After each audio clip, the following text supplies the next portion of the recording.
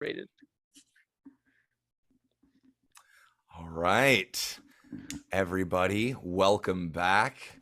Um, what the fuck happened last time, guys? What did Boy. happen last time? I just know my notes say "fuck" a lot.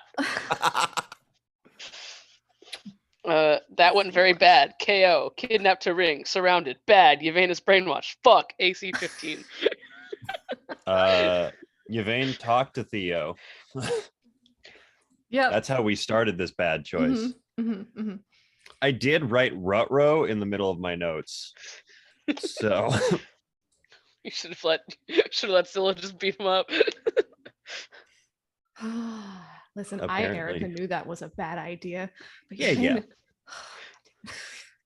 Yvain's such an emotionally driven character. Yep. That's what makes it fun. So yeah, you guys we left off last time midway through, or we picked up last time, I should say, midway through you guys infiltrating the Wanderer's Rest. Ulfric's Infiltrating. yeah, infiltrating is I use that term loosely. The Wanderer's Rest, Ulfric's cover operation for the Underdome and ECW as a whole. Our resident barbarian Yvain, who needs to change her name on Zoom, was turned into a cloud and sent up the stairs into the locked room to find her brother, bypassing all of the traps I set in your way with that fucking spell, by the way. Cloud. There were, I think, literally like 5 different traps that you bypass by either brute force or that fucking cloud spell. And sheer dumb luck. Oh yeah, no, and the spider too. The spider, because it wasn't. It was small enough to not set off the weight-based trap that I had. Yeah, I was pretty shocked I didn't just suddenly explode at any point. Oh no! It was yeah. What I had was all It was all rudimentary stuff that he had set up without magic. It was all pure mechanical traps. So I was waiting for an Ewok log swing down the stairs. There was one. There was one. It wasn't on the stairs, but it was at the top. Anyway, I'm not gonna let you know where exactly they are, but oh boy. In case, who knows? Maybe you got to go back up there. Probably. So, Yvain made it up to Theo's room, found Theo. Scylla cut the spell, and Yvain reapparated, ended her disguise self spell, and was face to face once again with her cousin in this dark room where it seemed that all possible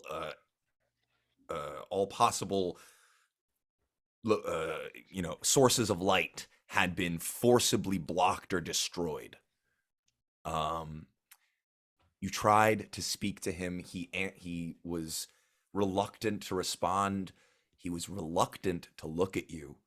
And when he finally did, you saw everything change in him, and he held Yvain's throat, and Yvain lost consciousness. The next time you saw her, you saw Theo come down the stairs, at which point you two were heavily embroiled in a standoff with the rest of the Wanderer's Rest, who ended up about 90% of them being just armed and prepared for something to go down. That situation came about after a couple of very lucky perception rolls on my end that ended up having some people see you leaving, putting notes in your The second Bell said he took those from me, I was like, it's over. I was like, it's done. Yeah. You were embroiled in that standoff, and finally, after blowing a hole in a bathroom wall, killing at least 5 to 6 of their men, you were both taken down. Bell a little easier than Scylla. Just a little, though. Just a little bit. Yeah. Scylla was dropped to 1 hit point, broken, battered, bruised, and you were all bound, gagged, and taken to the center of the Underdome. You were brought before Ulfric in the center of the ring. Ulfric was a disgusting, slimy piece of shit and taunted Yvain into action, which was seemingly what he wanted. And he decided to call off killing you for now and instead put Yvain back under his employ forcibly with the use of his silver tongue charm. You all were taken to a back locker room where you sat and stewed for some time, talking over what had happened, apologizing for what had happened, ensuring backup plans in case anything were to come to the worst. And that's when two old friends of yours and your opponent for this upcoming match decided to enter. Skunk Brooks, your old messmate, to put it lightly, to put it kindly, to put it just a downright lie. Your old enemy, Skunk Brooks, was came in accompanied by the Hangman Stevrin Waltz and your opponent, the ECW champion, Fawn Michaels. Brooks informed you that you would be having a match against Michaels, challenging him for his championship, and then losing to him, officially ending your career. But you were also informed that Ulfric might, change at last minute, because you never know, he's him. After Brooks and Michaels left the room, Hangman, seemingly back under his own control, his own volition, told you, we're gonna fucking get him. I don't know how, but we are going to fuck him. It ends tonight. And that is where we left off. And that is where we pick up our story tonight. So, it's been a long, long day. And it is currently, you guys don't know, it's about Belbin, as the only one who never lost consciousness at the point, can probably assume it's sometime in the evening. But you guys were left alone for about 2 hours, and then had that conversation, and now have been left here, apparently. So Hangman, who was embracing you, Yvain, kind of pulls away, claps you on the shoulder, and says, okay, we got 24 hours before it's showtime. I think we should all get some rest, and There's like no one here. I'll come back tomorrow. I'll come back in tomorrow morning, and we'll see if we can work something out. Some kind of plan.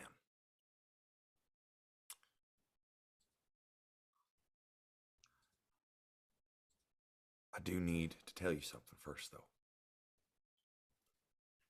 Well, I was told by Ulfric 3 years ago to alert him if I ever saw you again.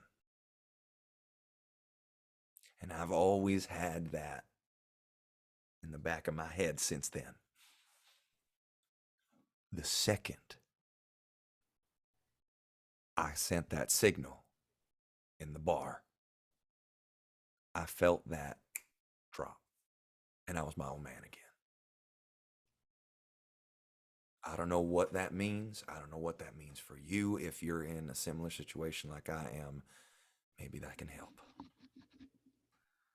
But that's all I got for you right now. I'm going to go try to get some work in and try to see where we stand. I'll get back to you in the morning. Scylla raises her hand from the ground. I mean, this ain't a classroom, but I'm just very tired. Are you leaving the building? I would be, yeah. Do you not like spiders?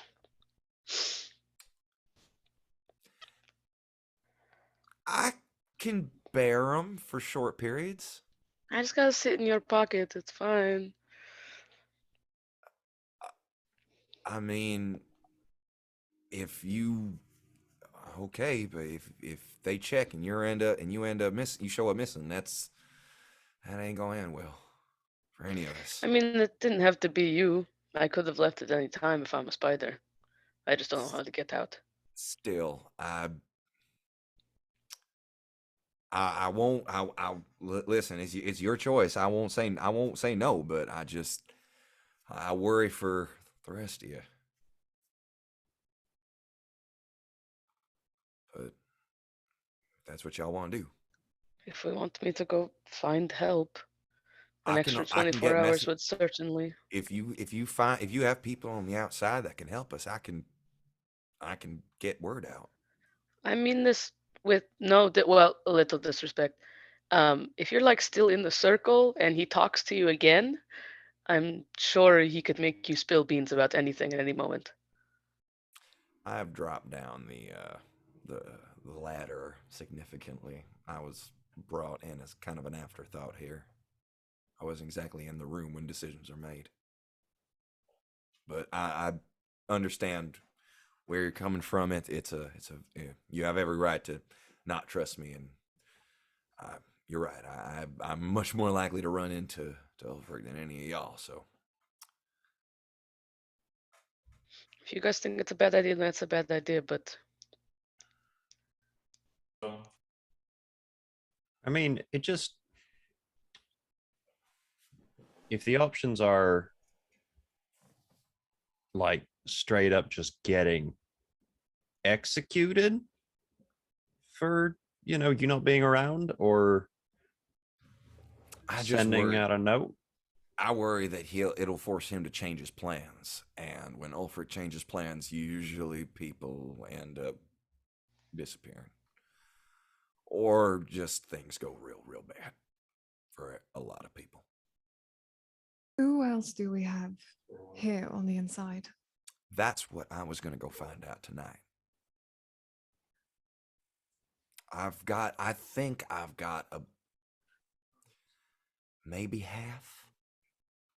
Maybe if I'm real convincing.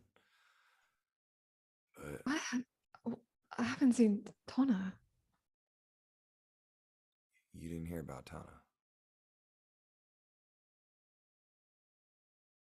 Steph, He what kind of happened? like What happened to Tanahashi? he kind of takes you like by the arm and say,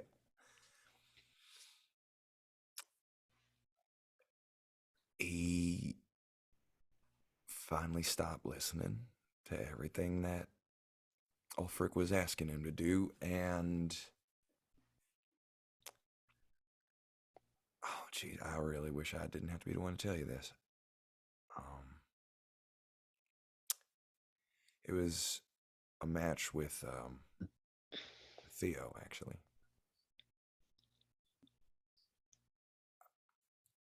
Theo hit a move. Ref counted. He went like Tana went down. Ref counted 10. They went to check on him. They brought him to the back. Told us that they were taking him to get medical. And then they told us that he had decided not to return.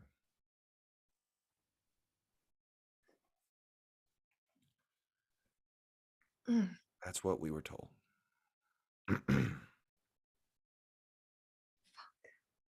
That was about a year and a half ago.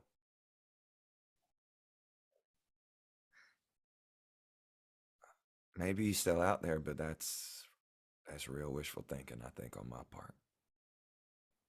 Yeah. Okay. If Belle and Scylla are here with me,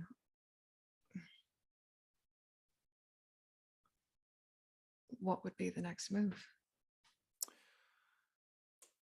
Well, I'm assuming that, well, I've been told that tomorrow is going to be spent getting you prepped for the comeback. That's going to be uh, wardrobe, hair, makeup, all that. You got to go to the writer's room for a bit, work on your promo. Mhm. Um, and then we hit the ring for the last bit of the day. That would be the general plan of the day. But um, I could probably get to you earlier in the morning to go over a game plan of what we could do. I have ideas that I've been cooking up, you know, this entire, like, I mean, trust me, I've had a lot of time to think over this. I got ideas, but I just need to know who's on our side and how many boots we got on the ground and what kind of force we'll be going up against.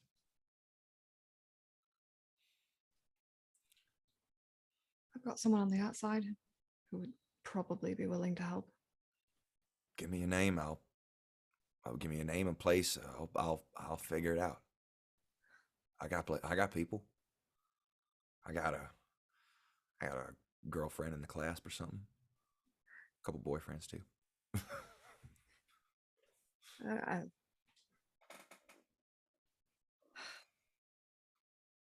oh, fuck.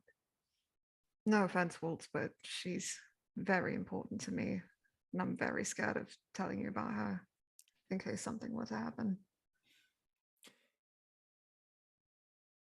I give you my word. Nothing will happen between her getting from where she is now to here. Lisette Alderman. All right. I think you used to hang around with her back in the day, yeah? Yeah. Right. Kind of shorter on the and darker hair. Yeah. Right. Pretty nice. Right. I think I remember. Right. Okay. I'll look around. I'll get what message do you want to get to her? If you tell her that Ulfric has me, she'll figure out the rest. All right. Um okay. Anybody else? Anything else? I know they took your things. I'll work on trying to figure out where those are and maybe find a way to get something to you. Yeah. Who serves Ulfric his drinks?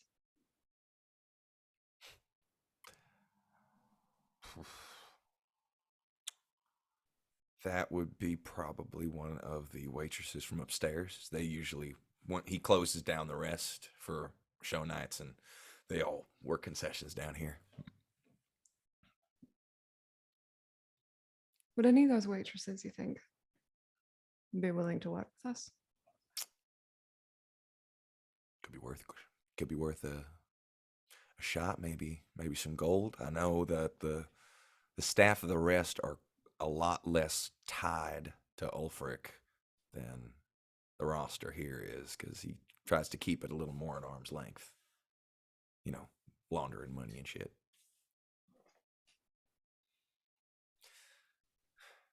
We've got a tasteless, odorless, poisonous honey in my bag.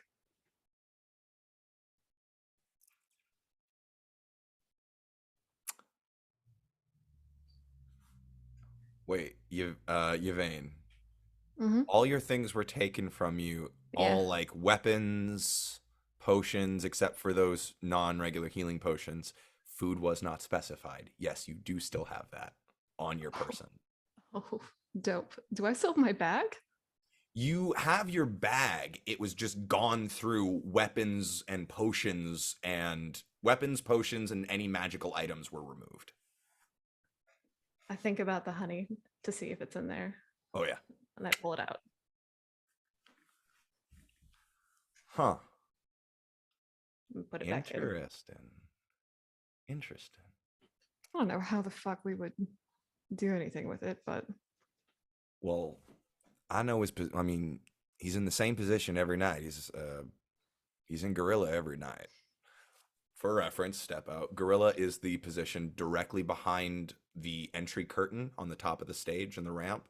So there's a little area back there with a desk, bunch of monitors, and and in real life a headset that kind of uh, leads direct back out to the ring, so they can give orders and also like watch the show from kind of a bird's eye view.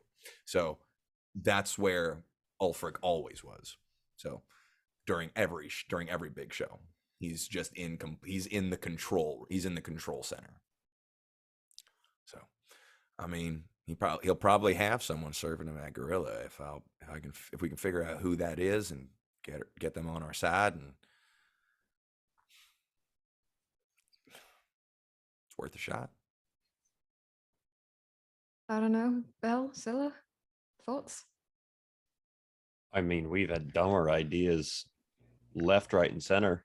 And I mean, honestly, this one seems like the way that will get us the least amount of murdered immediately, at least.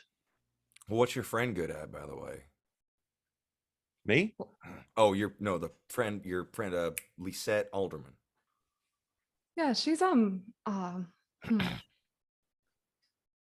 She's Sneaking thinking lost. Can she like can she you Very know, good at getting lost. she's sneaky?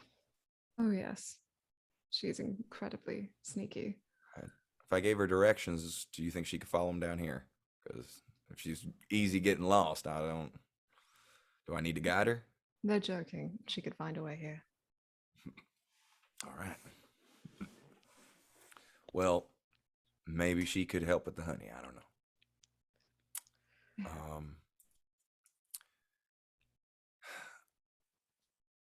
Do you want me to just tell her y'all need help and let her just do her own thing? Do you want me to like try to sneak her into the show? Do you? Oh, definitely. If you can assist with sneaking her in, I mean, she'll find a way. But I We can help technically get her. have 3 tickets. Did they take those? I did pay for 3 we tickets. did pay for 3 tickets. You're right. I'm not quite sure about that. If I'm being honest, That's very fair. Hold on. I'm gonna like rummage in the bag and think about the scroll of disguise just to see if it's there. Did you use it already? I have thought- one more. Oh, that is gone. They took Okay. any magical items. Ah, shit. All right. Yeah, she'll find a way. Yeah, components as well. Well, I can help get her in if there's like and I can maybe like regroup with her later in the day. I'm not on the card tomorrow. I'm producing matches, so all right. Well, if there's anything else y'all need, I'll try to get it tonight or tomorrow morning, but if not, I'll see y'all tomorrow morning. Do we still have our earrings, Mac? You do? Here, take this. Not really my style, but That's thank all you. right. Give it back to me tomorrow. Later. Put it in. Put it on. Fucking just put it on. Okay. You ain't do the thing. Testing, testing. 1, 2. Hello. That's fucking handy. Well, Well, it's easier to hell. do that than just coming back. So Well, shoot. Okay. I like that. Okay. All right. How far do these things work? fuck if I know. No fucking clue. Actually, I think he told us, but I definitely stopped listening. It was like, I like was a couple I think miles, it's wasn't a it? mile. Yeah, a mile or I two. don't know. We were talking to each other in him, and I wasn't paying attention. So I could get this to your friend. Yeah. That'd be fantastic. Because if I have my way, I'm gonna be close at hand. So hopefully I won't need this. But I'm gonna give this to her. But I'll keep it in until I find her. Okay. All right. So okay. Y'all rest up. We're gonna do this. All right. Please be careful. And I owe you. And she Y'all- pulls him in for that you- one-armed hug. And he tells you, you don't owe me shit. I owe you for what I did back there. I know that wasn't Why wasn't you? still. I did it. So I got to pay the consequences. I'll see you tomorrow. And he shuts the door, and you hear him walk, and you hear as his steps kind of retreat from the door, you hear it lock behind him. So you are left in Yvain, your old locker room. It is still apparently as you look around, it is still currently in use. It's not like old and decrepit. It's a little dusty in places, but it's still got the signs of use. There's someone's kind of like abandoned bag in a corner. Someone there's what looks like someone's ring gear just kind of like hanging up there in one of the lockers. A couple of them still have locks on them.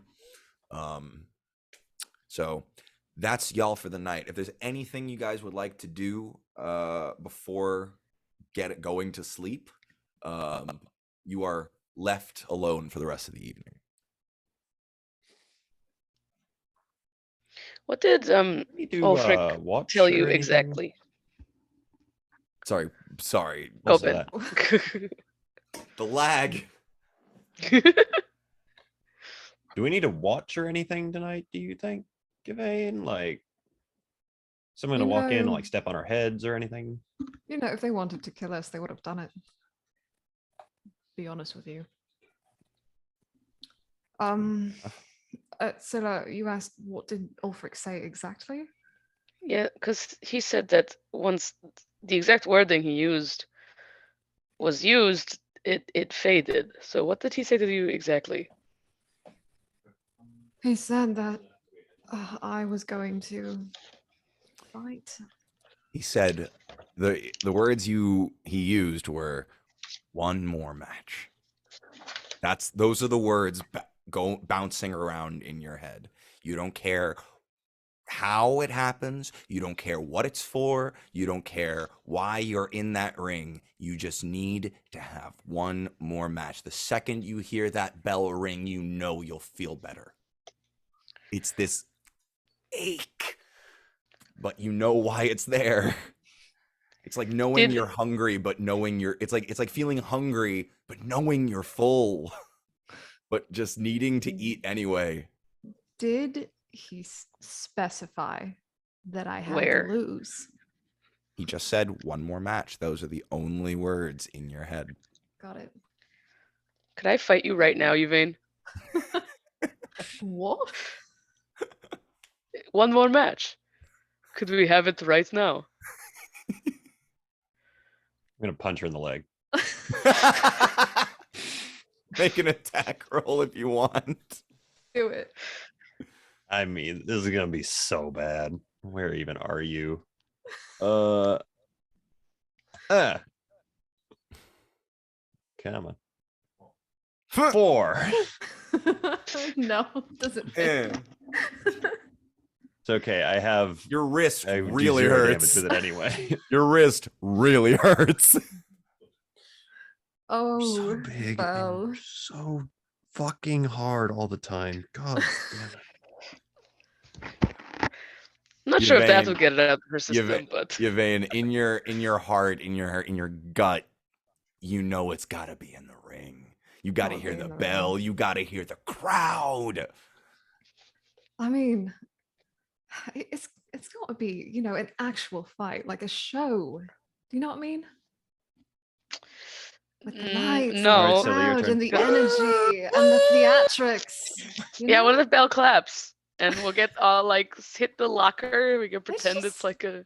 It's not really the Everything- same thing, you know. I don't like talking to cursed Yvain. It's not fun. I feel like I'm talking to a door. Just. To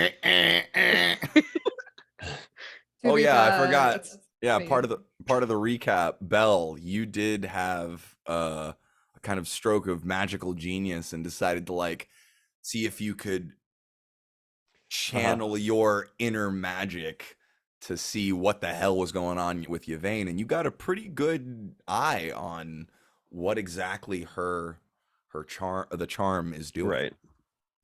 And something I Mhm. should clarify from there, it did look very base. It didn't look complex. It looked Gotcha. it looked very kind of, if you could put a word to it, wild and emotional. Kind of untethered. So Cool. also your audio is on some weird ass lag. Yeah, it I really don't- is. Okay. Yeah, yours, Belle. Okay. So, anything else before bed? Is there like a garbage pail somewhere? Yes. There is a trash can in the corner. I feel like Scylla's been staring at the ceiling for like at least 20 minutes in like a worrying way.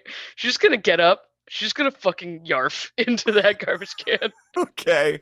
Oh, I hold back a Isn't it- hair, pat it back. Just it's like stress and like I don't know. She eviscerated like 6 people up in that bar. Like she's like it's like guilt and stress throw up. Oh. Yeah, you had a rough day, Scylla. Scylla had a Not feeling good. as Bell kind of goes through his stuff.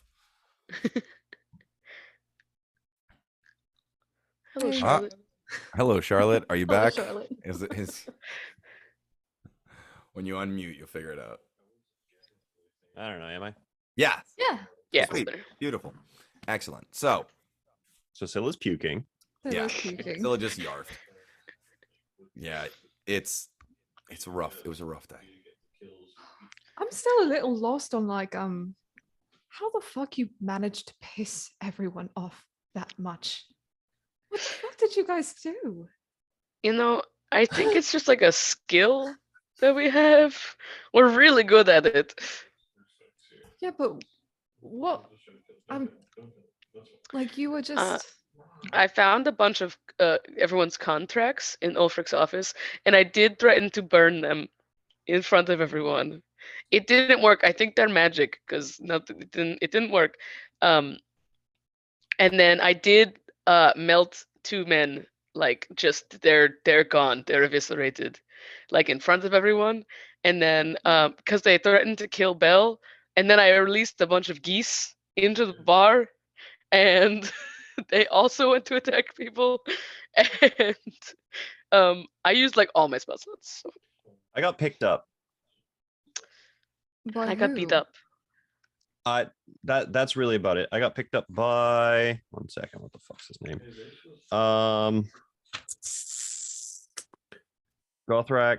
He picked me up and carried me upstairs, and then they yelled at me for a little bit, and then they carried me downstairs and threatened to open my throat. And then Scylla started doing all that stuff. I couldn't see anything for a while, and then stuff sounded like bad things were happening. So I blew a hole in the wall, and then I got picked back up.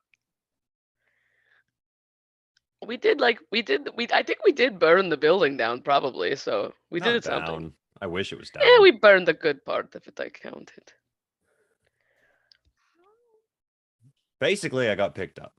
Did they know that you'd stolen the contracts? They saw some random guy saw me sitting on the shitter holding them in my lap. On the shitter? We should Somebody close the saw you door. in a stall? Okay, I am not We the were one to in be there. judged here. You guys spent like an hour each in the bathroom. Okay, I was there for like 5 total minutes. You know, sometimes you just gotta take your time. You have to scroll through TikTok for at least 30 minutes. And then you gotta check your email and then Twitter. It's a process. So are you going to teach me about all um, these things at some point? Like what? Eventually, maybe. They'll They're magic- okay. Portamale things you won't know. You know what? No wonder he was so fucking angry. That actually makes a lot of sense now. Oh no. Oh, okay.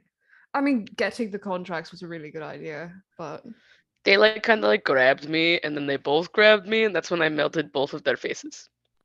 I'm gonna be And I thought honest. that that would Based be on like scary, you know? it probably was. I It 100% didn't believe deter that. anyone. Couldn't tell, You but I turned get into the a threat.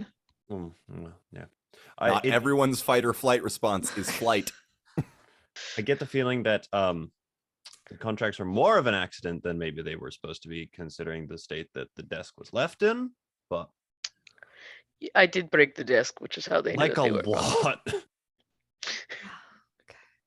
unless Ulfric just keeps a broken desk around, No, then but it was probably broken a lot. you know, I really I'm not a rogue. I don't know how many times I'm gonna tell you people this. no, I really fucked up too. Yeah, it's okay. We'll fix it. We'll fix it. We have to, so we will. Okay. Yeah, I'm so sorry that you had to eviscerate people. It feels like a constant at this point, but it feels bad when like 30 people are watching you and you have a lot of witnesses. This sounds psychotic coming out of my mouth. Um, I don't know. We'll deal with my guilt some other time. It's now is not the time. It's just gonna go curl up in a ball in the corner again. She like lands on the wrong side of her ribs. She's like, oh fuck, and turns to Okay. You all, I'm not letting you guys just role play your way to missing this tonight. So, not happening. So, you guys all find your way to a restless sleep for the evening. Scylla, Oh god. it was a rough day. Yeah, it was not fun. This was the worst day you can remember probably since she ran. Yeah. Mhm. And you dream that you're back up in the rest, surrounded again by faceless beings, all reaching out and trying to grab and pull at you. And you hear the words, those last words that you sent out into the darkness of your mind as they claimed you. I want these people to burn. You hear that echoing all around you as these faceless figures draw closer, tearing at your form, and you push back against them. The darkness, the ether eating away at them, flowing from your fingertips. They back away from you as you rise up, tendrils of darkness enveloping you, wings of skeleton wings shooting from your back as you rise from the ground, sending these creatures scurrying. And in the back of the crowd of these faceless beings, you see one face, her face.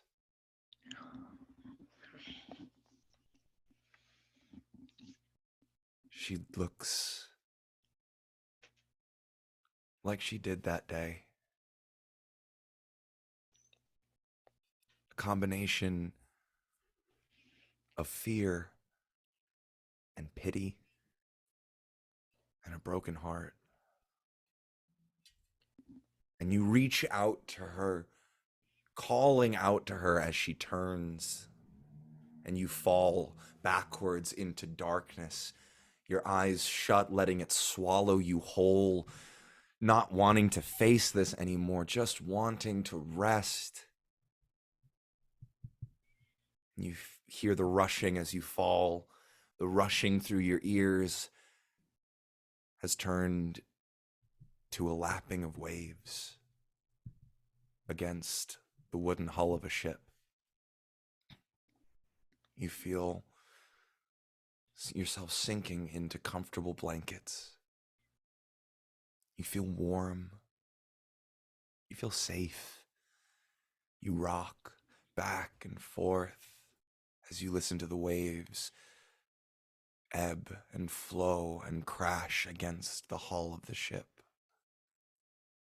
And you know you're home and with people that you trust. that will protect you. And you find some peace for the evening.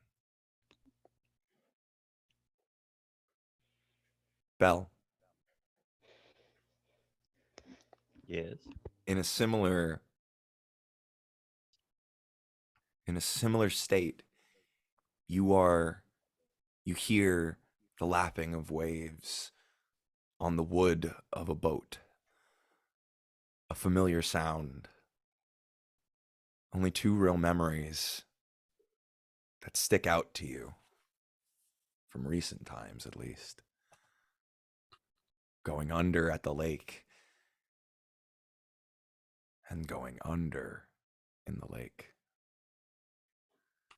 You open your eyes and you see your small, boyish hands wrapped around the oars of a rowboat as you're pulling into the middle of the lake of Drina. And there's a voice in the back of your head, a small, girlish, giggling voice saying, "Look, the water's like stars." And you look, peering over the edge of the rowboat, and you see under you a vast infinity, a universe, swirling stars and galaxies, all contained within this one pocket behind your home. You lean too far, the boat tips, and your face breaks the water, and you fall down, down, down into the depths until your feet alight gently on cobblestone streets. You turn, and shadowy buildings surround you. You can't really quite see beyond a couple of 100 meters down the street. It's all fog.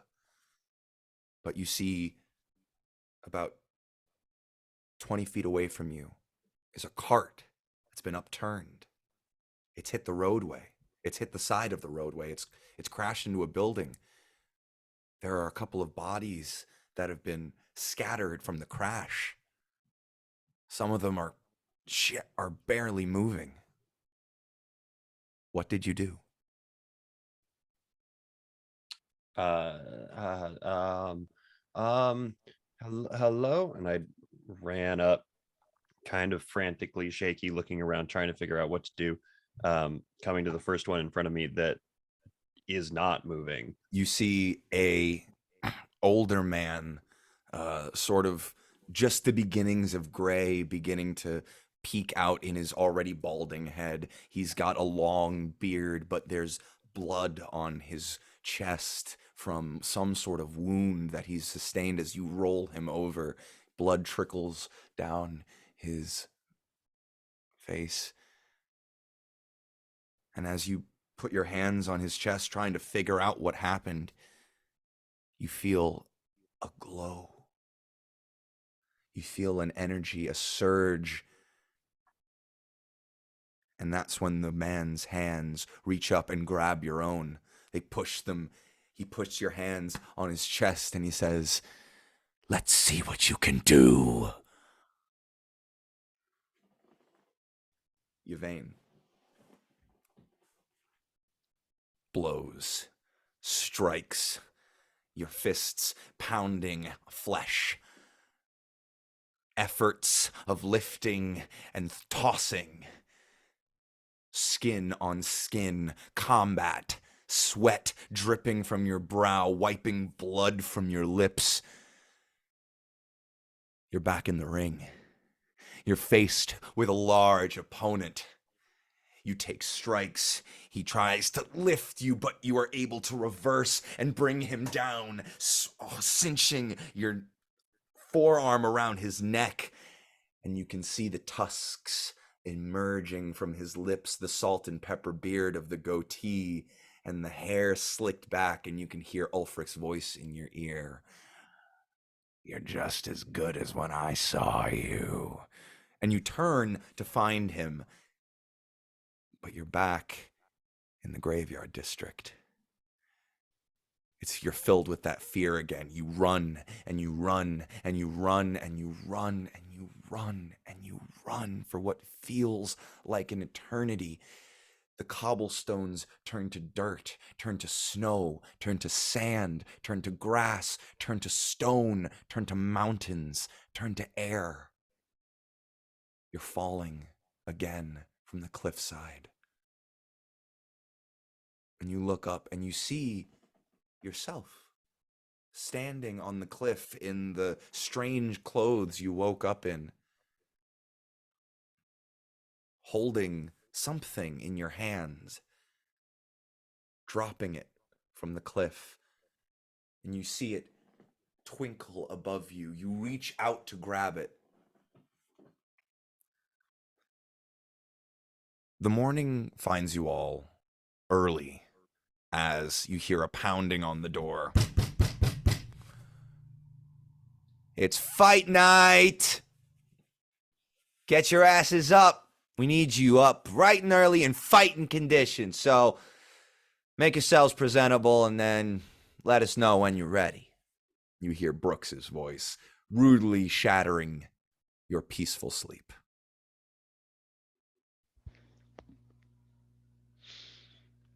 I don't like it here, Yvain.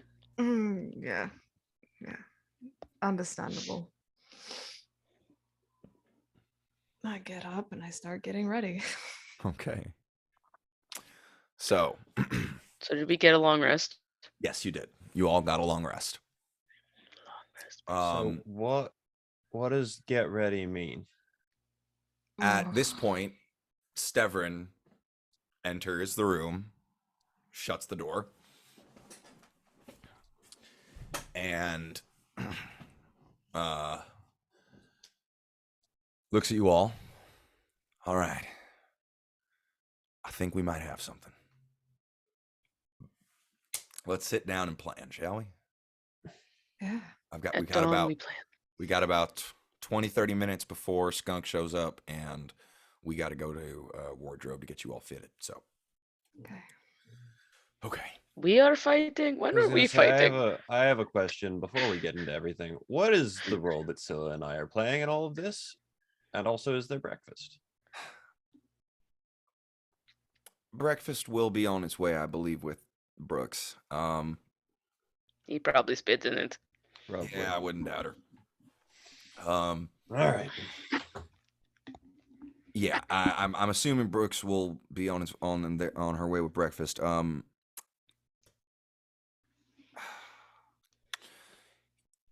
not sure what he has in store for you two, if I'm being honest. We have to like go do stuff. Like they're not just gonna leave us in this room all day. I will brutally murder people. I don't know I'm why they'd want me to do that. I'm assuming he's going to put y'all to use somehow, either as backup for Yvain. I was in the writer's room and they were discussing you having minions and kind of goons show up with you does make you kind of look weaker, like you need to depend on other people, but it also kind of makes you look scarier because you're showing up with people. But here's the thing, and he kind of like looks. I'm saying we say fuck Ulfric's plan. We turn this whole damn thing into a shoot. Oh, okay. At what point? I say the second you open your mouth. Here's what I've got. I think I've got about 40% of the roster on my side. On our side, if I should say.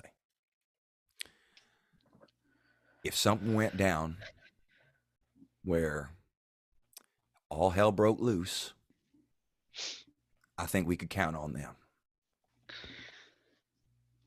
And I think that's what we need to get it to, if I'm being honest. Yeah, Bill? Quick point of well, I guess two things. First things first, for someone who doesn't know what's going on, we're putting on shoes. I'm sorry. A shoot. If you're gonna shoot, you're gonna make this real. Everything we do is all worked. Everything we Right. do is all predetermined. We all know who's walking out of the fight. But if you shoot, you're taking all that out of play, Great. and Cool. you're going into business for yourself. Cool. So Thank you. Second point of order, just as more of a planning and scheduling type of thing, thinking logistically. Hey, Yvain, what if we decided to fight outside today? Just like for shits and giggles. Like, what if we took the match outside? How would we take it outside? No, I'm saying like let's just everything falls into place and we do it outside instead of inside. Is that good for you? Does that work for you? Well, Oh, to break the. can you elaborate, please? Hangman looks just as confused. He's saying to break. Are we To talking? break Are we your. talking like a parking lot your- match or like a street fight or? Scylla's on the same page as me. Sorry, it's too early for me to talk. Oh no, Scylla's Alex. robotic. In terms of getting around the whole thing you've got going on upstairs. That Oh, was yeah. another. That was another Leave, point. right? Oh, yeah, Alex. Alex, are you there? Okay, we're hearing a sigh. There we are. There it is. Hey. Did you hear a deep sigh? Yes, Yeah. we heard a very deep sigh. Exasperation. All right. So, what was the wording he used? Because he told me, alert him if I see you. I did that, and I was me And again. it was gone. He said, "You're going to have one last fight."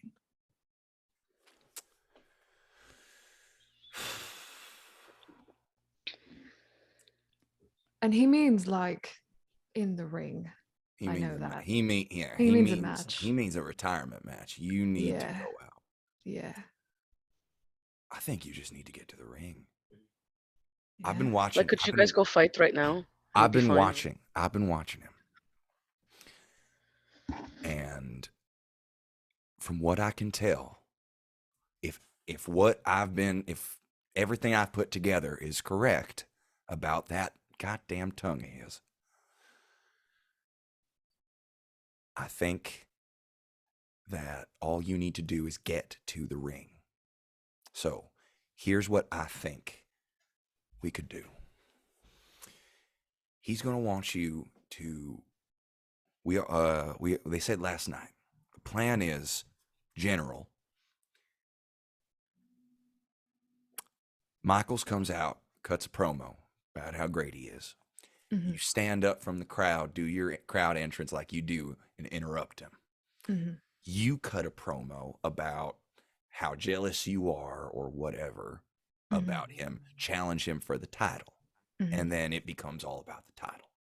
Yeah. I don't think you need to do all that.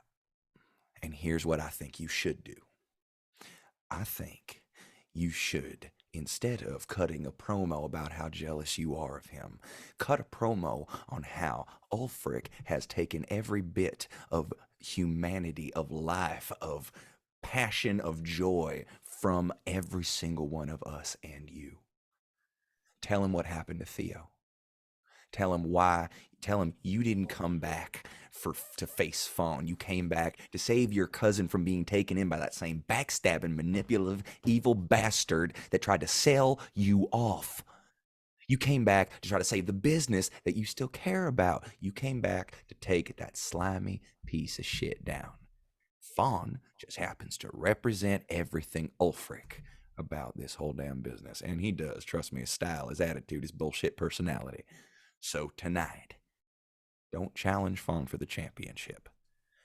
Challenge Fawn, the pawn of Ulfric Cliffdane. That's The why we're match- friends, Waltz. I was actually thinking the same thing. Right. Fawn the Right. pawn. Come on. Here's the thing. You say, you win, or you lose, Ulfric gets whatever he wants. You will submit. We ain't gonna let that happen. You win. You get a face-to-face with Ulfric, one-on-one in that ring. You know he's no match for you. You know he'll go down like a sack of potatoes. He's all that muscle ain't worth shit when he don't know how to use it, and he never has. That's why he keeps Theo around. Now, I don't know how confident you are in your ability to beat him down. But if his pride says, if I know anything about his pride, he'll come down. He'll come and he'll come down and try to play ball just to save face. And he also won't interrupt anything during the show for the risk of fucking it all up for the viewers. That's all he cares about. So we make it there. All we need to do is get to him. All it is about taking down what's in front of us. You get past that suggestion that he has, and then you get him one-on-one with you without Theo in the way. Now, here's another thing I was thinking. That honey that you mentioned. Mm-hmm. I talked to your friend, by the way, and I gave her the earring. I think she said she'd be contacting you soon. I told her all about what we had talked about earlier. She's going to try to make her way in with the staff of the rest throughout today. She's going to try to work her way in with the staff to try to get to serving him his drinks in the gorilla position. I told her all about it, gave her all the positioning and everything. So all I need to do is get her that honey. Okay. I reach in the bag. Now, I would, she barely let me speak to her. I had a dagger at my throat most of the time. So if you could just get on that ringer and maybe on that ear ringer and let her know that I am trustworthy. Cause I still don't, she took that earring, but it took a lot of convincing. I have no idea if she's close enough to hear, but I could try. All right. I mean, I don't know, but what do we think? Do we have another plan? No, that's as good as any. And if he doesn't come down, well, then we have the honey.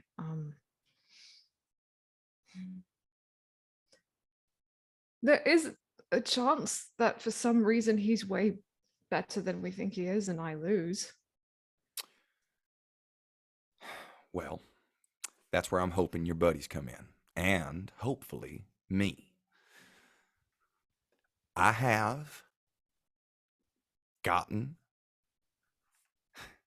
some of my men, some of the people I trust, to misplace your belongings. They are currently underneath the ring on the right corner. I have also gotten 2 of my trusted friends to be secured as your guards for the evening in the stands. I'm also trying my best to find a way to be close at hand, at least backstage. I'm pulling every favor I have. I'm using every bit of backstage pull I've got. I am politicking more than I have politicked in my life. You More fucking than know how to apologize. I am Shit. I am politicking more than when I politicked to take the belt off of you, if I'm being real. So I'm just saying, I've been planning this for a while. You coming back just gave me everything I needed. So what do we say? Any notes? Any improvements? Any plan Bs? I mean, the plan B is just let's fucking kill him, yes? I mean, probably, yeah. Yeah. If you get him, I mean, if you, all else fails, you get to be close to him. Just right in the face, you know. Oh, I That mean, That's a nasty way to die. Gotta if say. you're the one who did upstairs, the Oh, yeah, dude. that's Point. that's some shit you got. And it like spreads too if he hasn't died. And like the first, it just keeps going. if we murder him in front of everyone, there's a chance we're gonna need to skip town like immediately. Wild mount. Right. So maybe we don't. maybe we do try to that. get this. Maybe we try to get it backstage. Yeah. Trying to Yeah. get. Well, we could turn this into a little fight night brawl. We could just get. If we can just try to get the whole damn roster brawling with each other, and we can use that as cover to get backstage. That's a great idea. I mean, I could also probably flush a lot of people, like civilians, out, because generally when things start exploding, people run away from them. Yeah, and this crowd would probably just think it's part of the show. So unless they're Yeah. told to leave or shit starts hitting them, they ain't going nowhere. I was gonna say, does that count when they start? If something starts hitting them or they're told to leave, they will. That's unless after that it's so. But what y'all No, think? That That's a solid plan, honestly. Working on it for a while. I mean, shit, we just went to sleep. We didn't talk about plans or anything. So Hell, look at what y'all been through the last 24 hours. All right. So hold on, let me just see if she's close. Hey Set. Oh, You right? thank God. Oh, thank God. I thought that fucking creepy cowboy was just gonna fuck me over again. No. He when he snitched on me, whatever effect had him was dispelled. You sure about that? Yeah, because he is helping us with a hell of a plan. Yeah, he mentioned something about that. I'm currently outside one of the girls' homes at the who works at the Rest, trying to work my way in. Not their house, but into the Rest. Yeah. I'm like about 3 blocks down. Are you okay? I'm alive. And Oh, Jesus. I'm working. Hey, listen, it's my fucking fault. But we'll get out. Hey, listen. I still feel bad for running out and just getting us into that whole bullshit thing the other day. Look, I'm gonna No. get you out of this. I'm gonna get you out of this. Everything's gonna be okay. He told me about we're taking Old Frick down. Yeah. He's gonna give you that honey he mentioned. Please don't Excellent. stab him. I will try very hard. Tell him not to be weird. Tell him not to be weird. And hey, you've got nothing to apologize for. Neither do you. Love you. Bill, you're so happy you don't have the earring on right now. Love you too. well, that's what's going on. That makes sense. I thought Yvain just started talking to the air. Right. So she will not. She's not going to stab you as long as you're not weird. And I hand over the honey. Excellent. Okay. I'll try not to be weird. She said I was weird. Yeah. All right. Anyway. Okay. So and it's at this point coming in. Skunk kicks the door open. Waltz shoves it in his pocket, and you see Skunk Brooks, the rat-faced, pretty much half-elven female from last night, carrying a tray, 3 bowls of what looks like porridge on it, and she says, "All right, eat up, wardrobe in 15," and walks out. Just plonks it on a bench and leaves. Spills one of them. Right. I'm in it. I'm in it. You do still have some of that regular honey.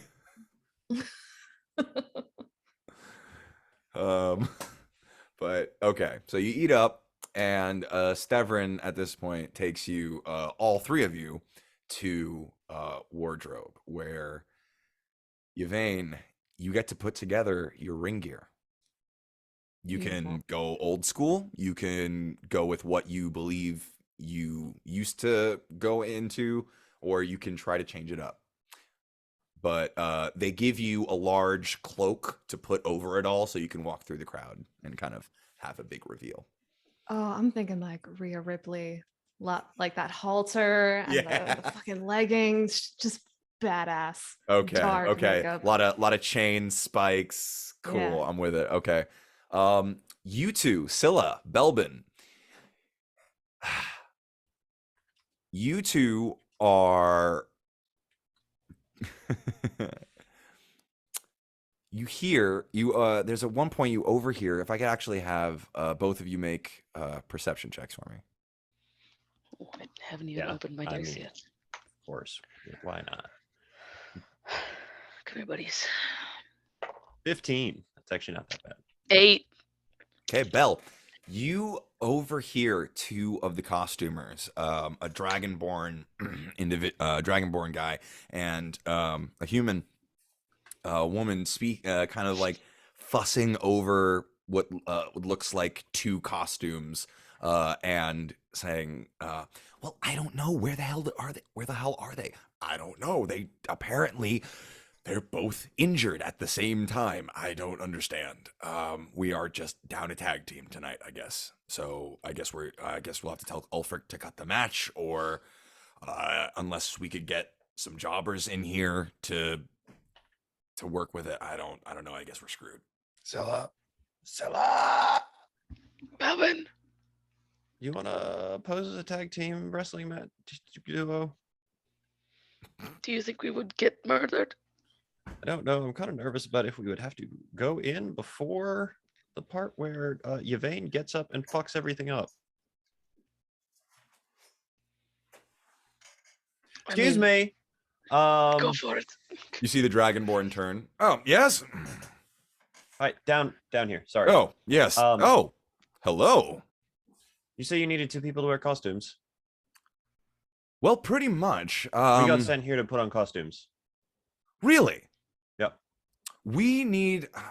We got a jobber tag team set tonight for our new tag team champions. They just need to come out and win a quick match. So we really the two jobbers who we had to put this tag team together seemingly both got injured in their last match. We just need someone to come in, put the costume, take a couple of bumps.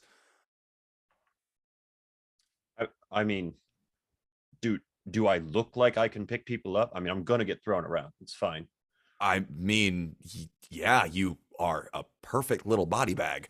Your friend here will tag me in. Right. Can you take a punch? Me? I was talking to the skinny one. Absolutely. Unfortunately. Better than I can, honestly. All right. Well, I have to talk it over with Mr. Waltz. He's booking for the evening. So why don't you talk it over with Waltz and come get back to us on that? How about that? We just need to clear it with him. Sure. Sounds good. Right. If you guys would like to wrestle tonight, you have an opportunity. Do we want to get beat up before we get beat up? I think we're gonna fucking die if we do this thing. I just wanted the costumes because they were very, very pretty. I don't think we should go talk to Mr. I don't even think we'd be allowed to talk to whoever. They know our faces. I don't think we're allowed to go anywhere. Waltz is the guy you've been talking to. Stevrin Waltz is Hangman. Oh. Let's go. I don't think I want to get extra beat up, Belbin. On a scale of 1 to 10, sir. I just got beat up a lot, like real beat up. How bad of an idea is it for us to wrestle in addition to? Great, sounds good. Can He's you laughing. Point to the direction where we're laughing. supposed to get costumes then? Because no one gave us any direction, and I walked up to the first people talking about costumes. Right. just down there. And he points out Right. to a completely opposite section of the room. Thank you very So much. you guys can also choose your own costumes if you want, your own ring gear. If you guys want to dress as wrestlers, you can also, they also give you managerial outfits to everything from elegant ball gowns to kind of slutty dresses to suits and ties to you know, just regular street clothes, but that are a little more fancy, you know, everything down to like royalty gear. Mac, have you ever seen Blades of Glory? Yes. I'm gonna be Will Ferrell in Blades of Glory. Beautiful. And then I'm also gonna take like a normal looking suit to wear over it. Because in my mind, and by my mind, I mean Bell's mind, there is a dramatic reveal at some point. Right. Okay. So you have a suit Like a on. Superman kind of reveal into full Right. red sequins. Beautiful. I love it. Okay. Your armor is somehow underneath all the I skin don't wear tight armor. sequins. Oh yeah, right. Right. Beautiful. You don't need anything. I'll go Scylla, fucking naked. Scylla, what do you got? You got a choice between ring gear or all the managerial gear. Hmm. Pick your I'm character not and taking. costume for the night. Yeah, that's true. What would Scylla wear? And what could complement Yvain as well? Oh yeah, what is Yvain wearing? Yvain, here, I'm gonna put a picture of Rhea Ripley in the chat. Just so I mean, you I know what Rhea Ripley looks like. I know it told me. I just Well, need the specific Alex, outfit. stop talking. Let him get the picture in the chat, okay? here, I got you, buddy. I got you. Oh, is Yvain gonna be wearing the demon mask? Yes, you could. Okay. You could request it. They could. You could request it. They, if you want it, they will get it. They will have it for you. I want it for a very specific reason. Got it. It's coming to you. I'm excited for a picture of Rhea Ripley. I'm always excited for a picture of Okay. Yeah, this is the picture of Rhea. Hold on. Mimi bullshit. Do. Boom.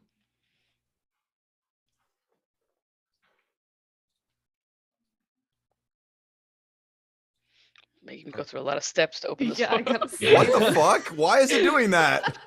I just downloaded a picture. Why is it doing You this? sent it in as an AVIF. I don't did even know not what mean that to is. do that. I did not mean to do that. Oh, it's worth it though. I need a JPEG, Mac. Uno momento. I am so sorry. Why the fuck did it do that? Mac over here God sending us damn, it's still files. in AVI. I literally can't. Oh, here he is. PNG. Jesus Christ. There it is. Easier. Okay, that outfit. Okay.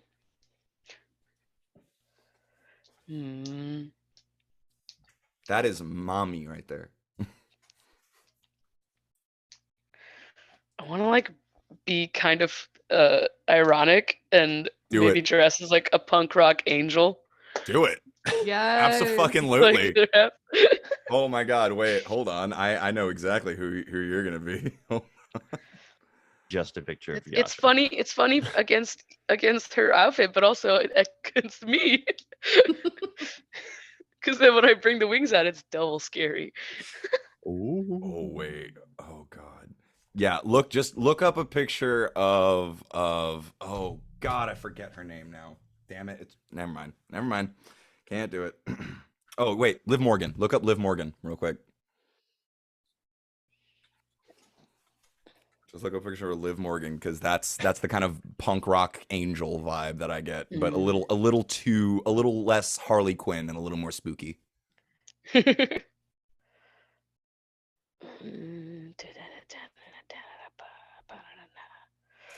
Okay. Yeah, that's perfect. Just make it white and black instead of hers being black and white. Yeah, beautiful. You can see all my blood on it. Exactly. All the blood. On the blood. Exactly. Perfect picture, Ben. Oh yeah, that's exactly what Bell is in. Jazz So, Michael okay. Michaels. Okay, you've all been fitted for costumes. You've all been set up with your personas for the evening. And now you head into the writer's room. So this is where you are given the script that he wants you to go with for the night. So let me see. The promo that Fawn is going to be running. Where is it? Right. Okay. So he's gonna cut a promo on how honored he is to have the championship, how he's been fighting for so long, and each and every time for everybody in the seats, how he's defeated opponent after opponent, main eventer after main eventer, and he's reached the pinnacle. There's no further left to climb. Right. That's when you interrupt him, and you are gonna come in, and there's gonna be rumblings like, "Oh, is she working with Theo? What's going on in the River Mall?" Ooh. And so you've been watching, absent from the bookings for years, but you've been watching him, and you want your spot back. He may have beaten everyone else, but he still hasn't beaten you. And to be the best, you need to beat the pain. So you challenge him to a no-holds-barred match for the championship. Then he will cut a promo on how you might be a legend with so many more title wins. But to have that many title wins, you need to have lost it that many times too. You're old, you're washed up, and you're ready to be retired, and he's happy to do it. And then, yeah, you guys beat the shit out of each other. I don't know. That's for Waltz to figure out. But here's the script. Look it over. Do your thing.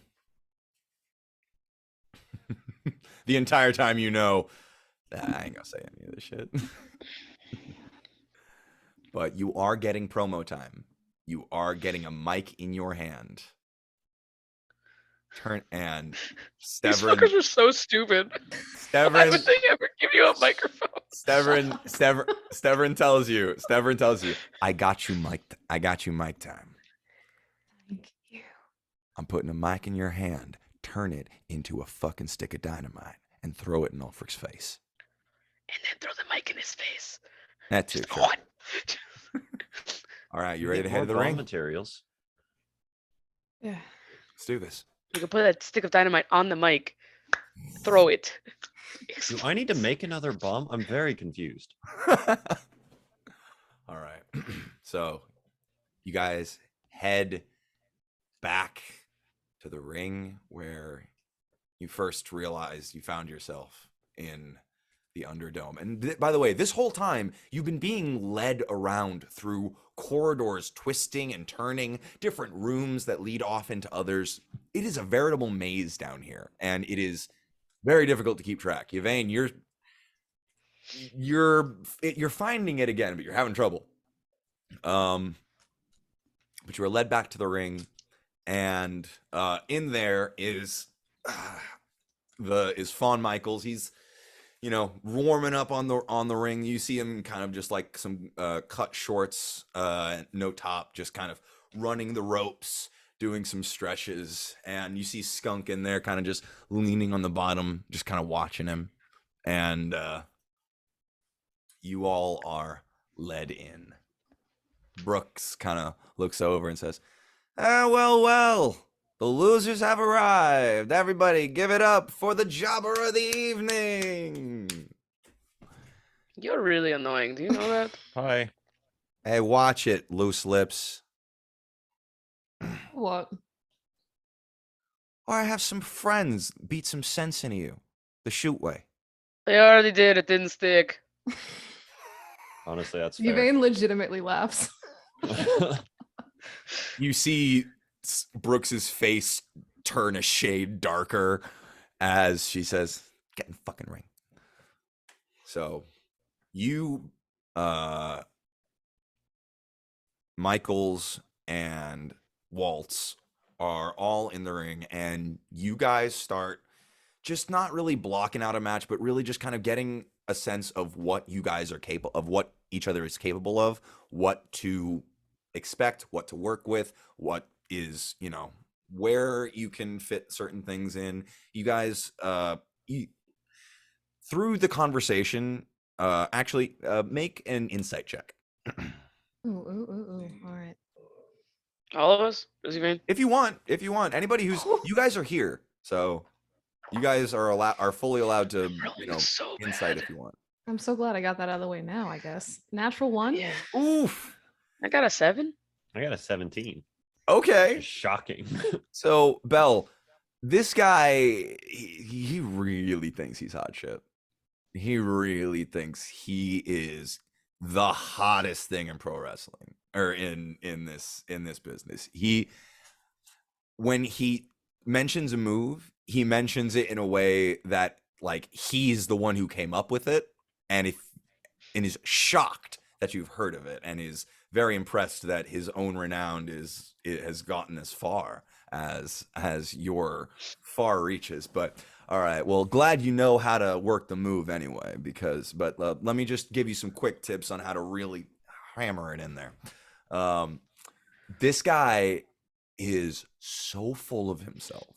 He is, hey, don't pin me that way because I need to be able to kick out this certain way, because trust me, if like it's gonna get the drama, if I can really just power my shoulder off the mat. So you go through the paces, you smile, you nod, and you just try to think of how it's gonna feel sinking your fist into this guy's face. But the night progresses, the day progresses, and at some point during the day, Yvain, you get a little, actually you and Scylla, I guess, get a little ping on the earring. Do not forget I am on this channel, please, for the love of God, it is good.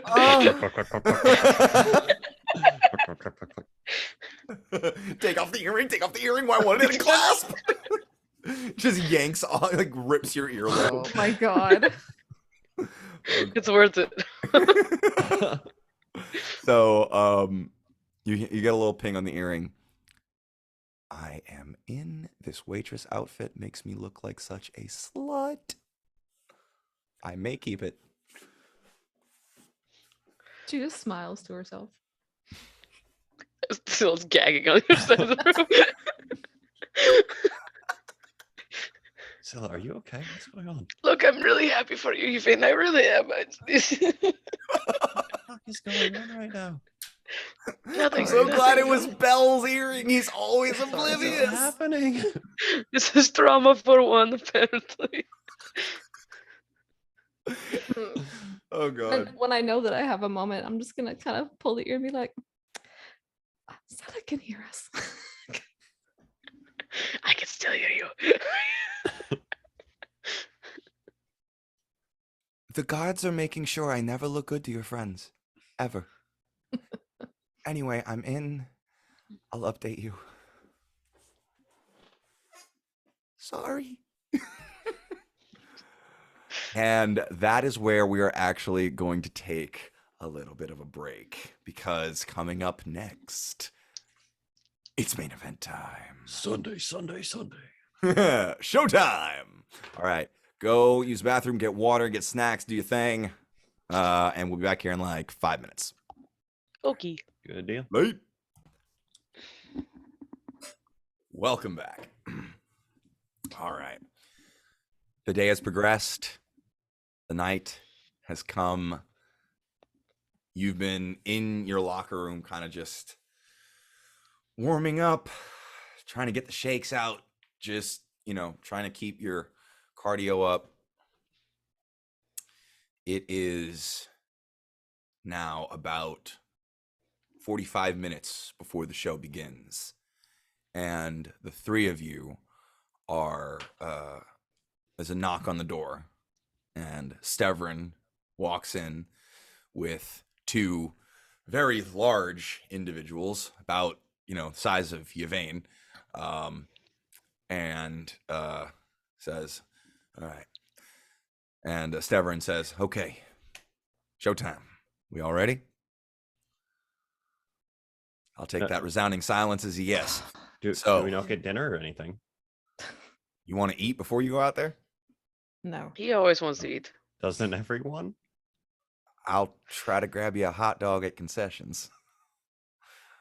That could be good. All right. Concessions are pretty good here. I'll give them that. All right. This is Suzuki and Big Damo. So, and Why is Big Damo the smaller one? that's why we call him Big Damo. That's fair enough. Damo is this like large human man, and he's got just like he looks like Hulk Hogan without the douche factor. Just like Just a man. huge Fair and enough, fair enough. bleached. Huge and bleached. That is all he is, with a big He's a smile. bleached man. He's a bleached man. And you see Suzuki is just is an elvish man who is the largest, most muscular elf you have ever seen in your life. This guy is like a bodybuilder, but with pointed ears. It's wild. Yeah. So anyhow, you guys are escorted out of the room, and Stevrin throws you a quick, just kind of like brings you all in. Just a reminder: when shit goes to town, all your things are underneath the ring. That's also where all the usual tables and clubs and chairs and shit. We've got y'all have got seats about a couple of rows up from the ring, but after the big reveal, I don't know if y'all want to go down with her or y'all can be called down from the stands, but if you want to go down there alone, that's on you, but you can do that. And you can call them in later, or you can bring them down with you. It's up to you. But your cue is really going to be to interrupt Michaels. Is really going to be anything. You can take your cue anytime you want. Really, just make it hurt. What do you say? I got it. All right. Let's do this. Good luck. Thank you. You all are escorted out through a back alleyway that leads out of the tunnels. You are blindfolded and led up some tunnels and unblindfolded in an alleyway outside the rest. You are then brought back into the crowd, which are thrumming around the rest right now. It is packed in here, and you see Silvestria calling for tickets up at the bar and trying to get some kind of organization before finally, all right, ladies and gentlemen, make your way to your seats, as she opens the back wall and the crowd begins pushing down the hallway. You all walk your way with Suzuki and Big Damo at your sides, acting as big muscle, but they're on your side. You walk in trying to avoid any eye contact, but the crowd is thrumming. It is electric in here. You can tell there's adrenaline already running. You can smell the sweat coming off of people. People are excited. The crowd fills in. You all find your seats about 2 rows up the stands, just in about the center of the middle section here. A little far from the ring, so Yvain, you got a nice little walk down. All right. And at this point, you start to hear the crowd starting to kind of roar in. The cheers are starting to pick up as people are finding their seats. It's a constant, real thrum of sound. And at this point, the lights begin to dim. The crowd gets louder as a well-dressed golden dragonborn steps into a center spotlight in the center of the ring. He is dressed in a glittering suit with a sparkling diamond tie. And he holds in ringed fingers a rod of what looks to be like some sort of metal with a crystal of some sort atop it. He taps the crystal and it begins to glow. He clears his throat. Oh, ladies, gentlemen, boys and girls, and everything in between. I am the Dapper Yapper Jushin Roberts, and it is my pleasure to welcome you all to Ulfric's Underdome. The crowd. The full moon is high and the sky over him on tonight, and you all know what that means. This is Exandria Championship Wrestling. This is ECW Fight Night. The crowd explodes. There is pyro going off, fireworks everywhere. It is a hot, hot crowd. You hear another voice over the speakers. Ladies and gentlemen, welcome to ECW Fight Night. I am Maggle Cole here. Welcome with my very good friend Jerry Lawler here to call the action for you tonight. It is going to be a hot night of competition. You see two men sitting at a table next to the ring. What seem to be microphones in their hands as they are calling the action. One man in a suit, the other in a crown and cape sitting next to him. The man in the crown and cape looks in a... yeah, Michael, it's definitely going to be a big night tonight. I'm expecting a whole bunch of hot action, and it looks like we're about to get started right now. The music dies down as another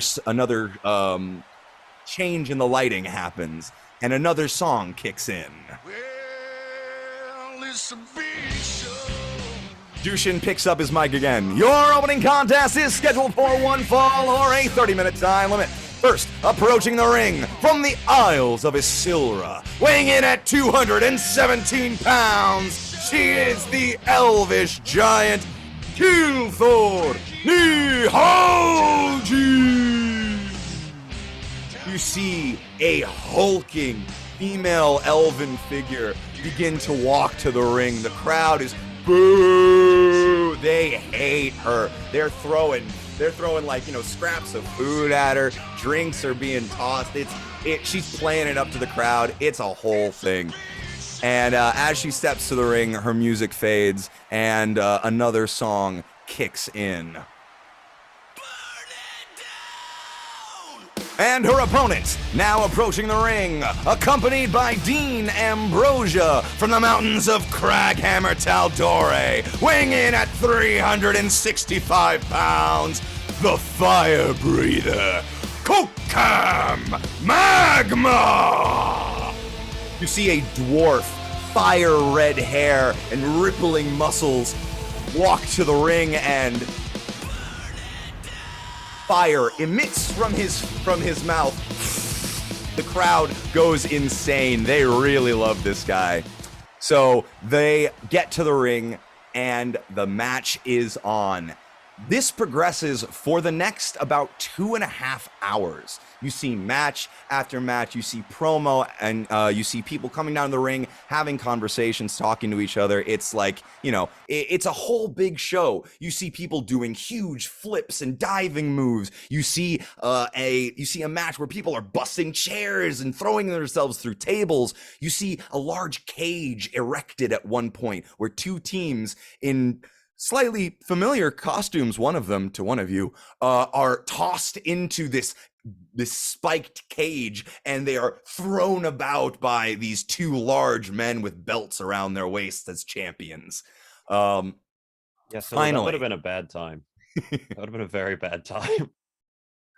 Finally, after about 2.5 hours in Belbin, you have gotten about like 3 hot dogs down in this span of the last 2 matches. It's at this point Suzuki leans over to you, Yvain, and whispers, "Main event time." At this point, the lights dim. The crowd roars as another song begins to play. I think you're key. ladies and gentlemen, now walking to the ring, accompanied by Skunk Brooks, your ECW champion, the fawning star, Vaughn Michaels! The crowd goes mild. They're about a 50-50 split on this guy apparently. It's there's some heavy boos in the crowd. You see Vaughn Michaels walking to the ring. He is resplendent in a shimmering vest, white buckskin pants with frills and big cowboy boots. He's got a big white cowboy hat on, and he's just strutting to the ring, really hyping up his music.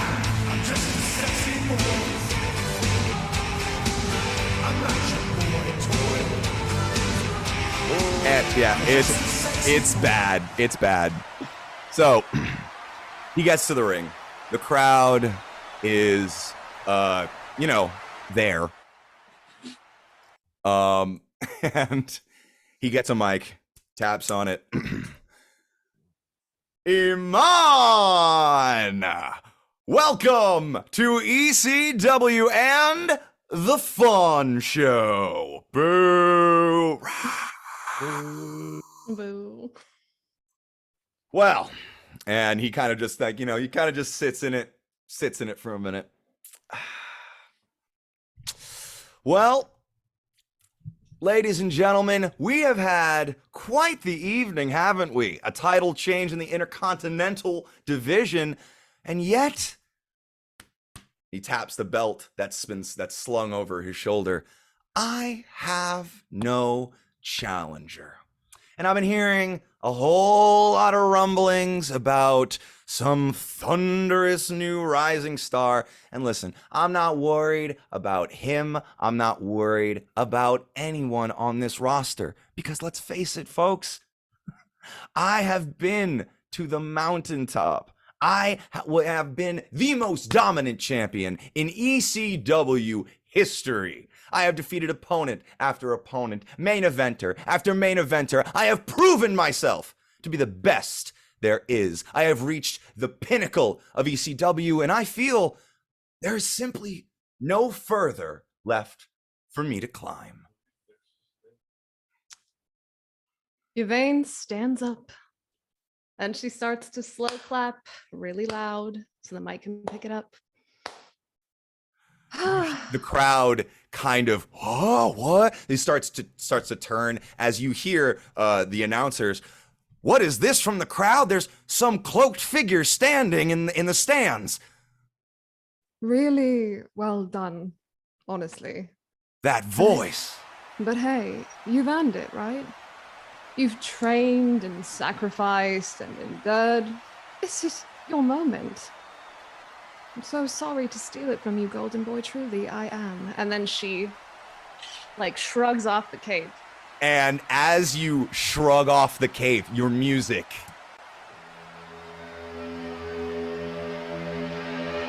My God, is that? It is! It's Yvain the Pain! The crowd goes insane. They are on their feet, cheering, pain, pain, pain, pain, pain, pain. And your music hits as you just bask in the cheers. You make your way down to the ring. People are reaching out to you, trying to get like a high five, a fist bump, anything, trying to tap you on the shoulder. Welcome back, welcome back, welcome back, welcome back. The cheers are going off the wall. This place is exploding. You can't even hear the announcers anymore. It's just insane. You sprint to the ring, hop the barricade, jump onto the turnbuckle, and just kind of soak it in.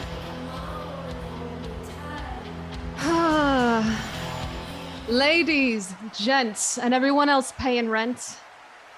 ECW has been infected with an evil worse than anything found in the Nine Hells.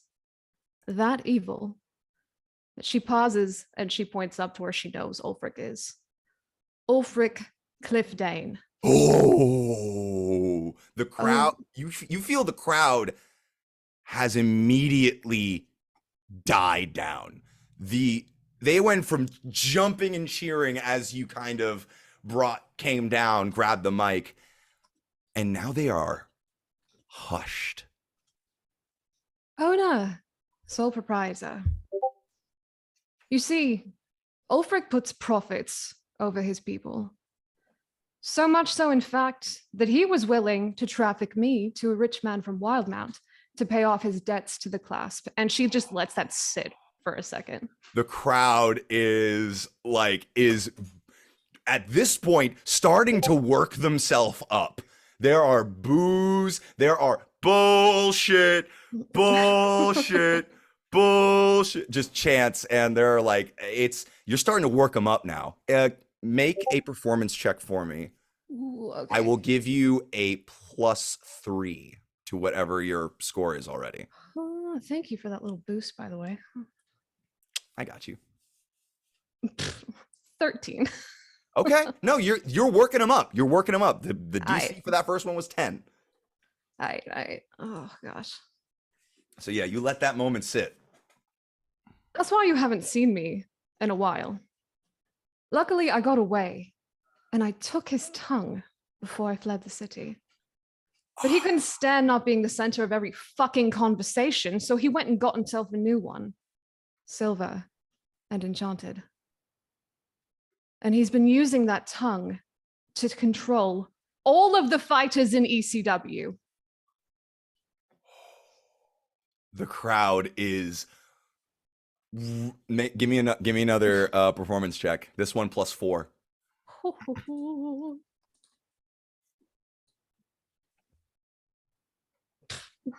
14.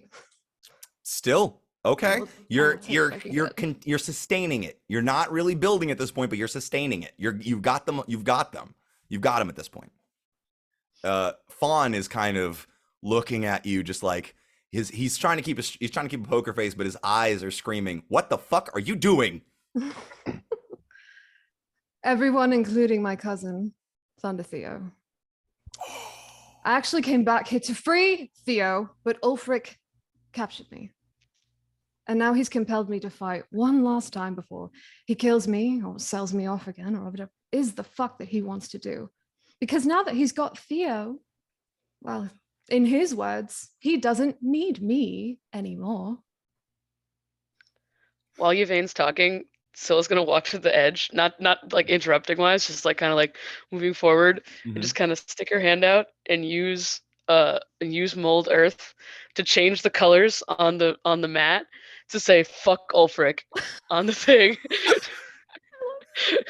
Just slowly, it just like slowly starts. It's a cantrip. Give me an Arcana check. Give me an Arcana check for the for control of that. What's it? You cause shapes, colors, or both to appear, spelling out words, creating images, or shaping patterns. The change lasts for an hour. It specifically says spelling out words? Yep. And how long does it take to take effect? Instantaneous. Ah!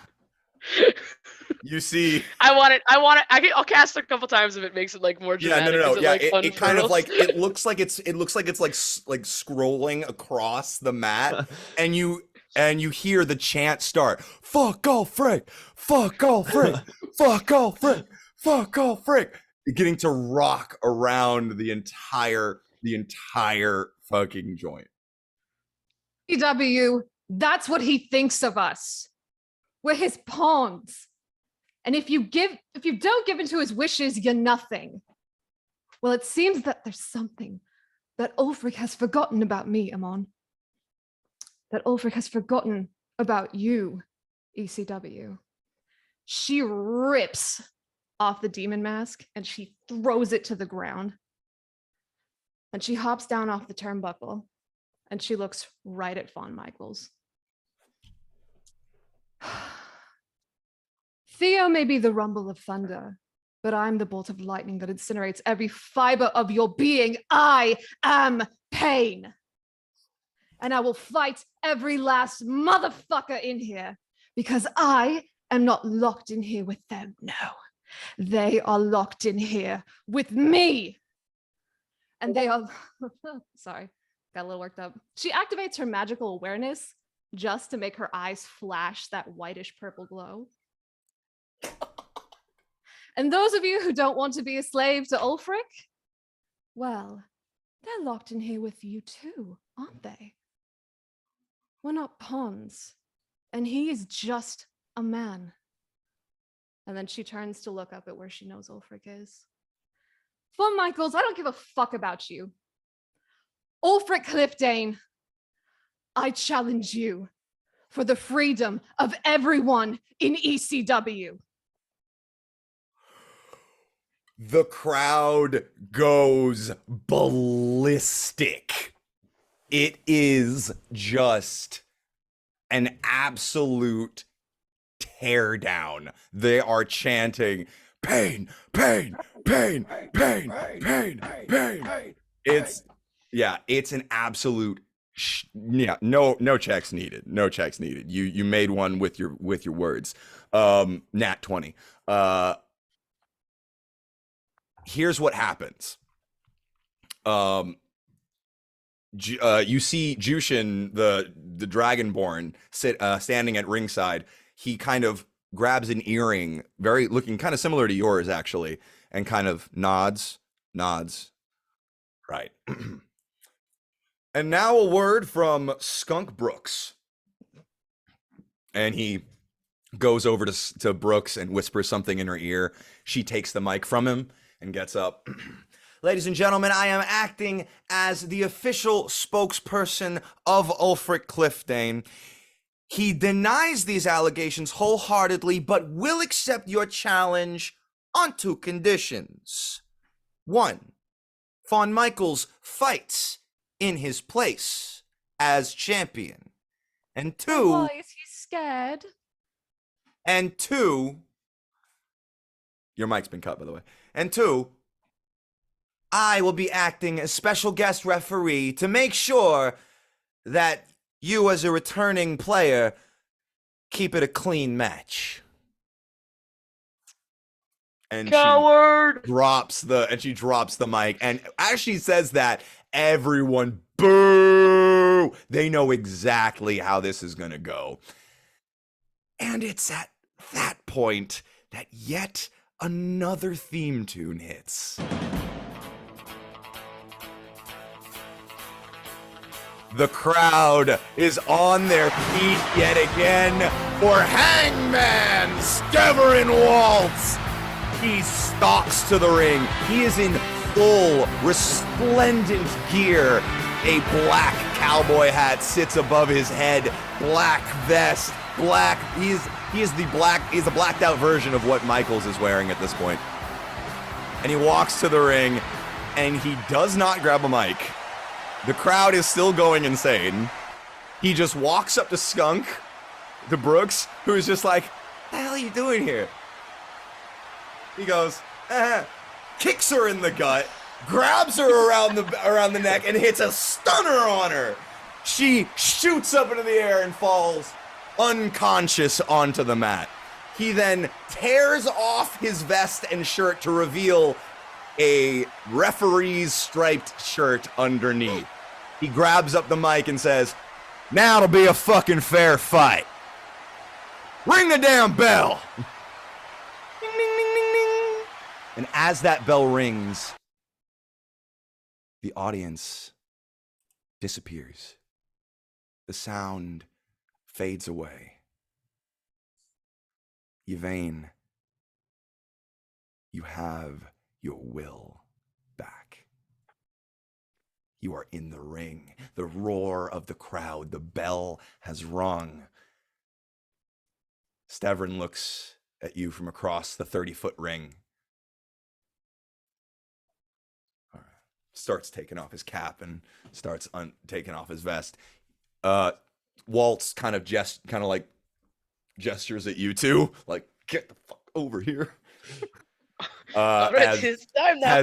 As he kind of hauls Brooks's body and kicks her under the bottom rope.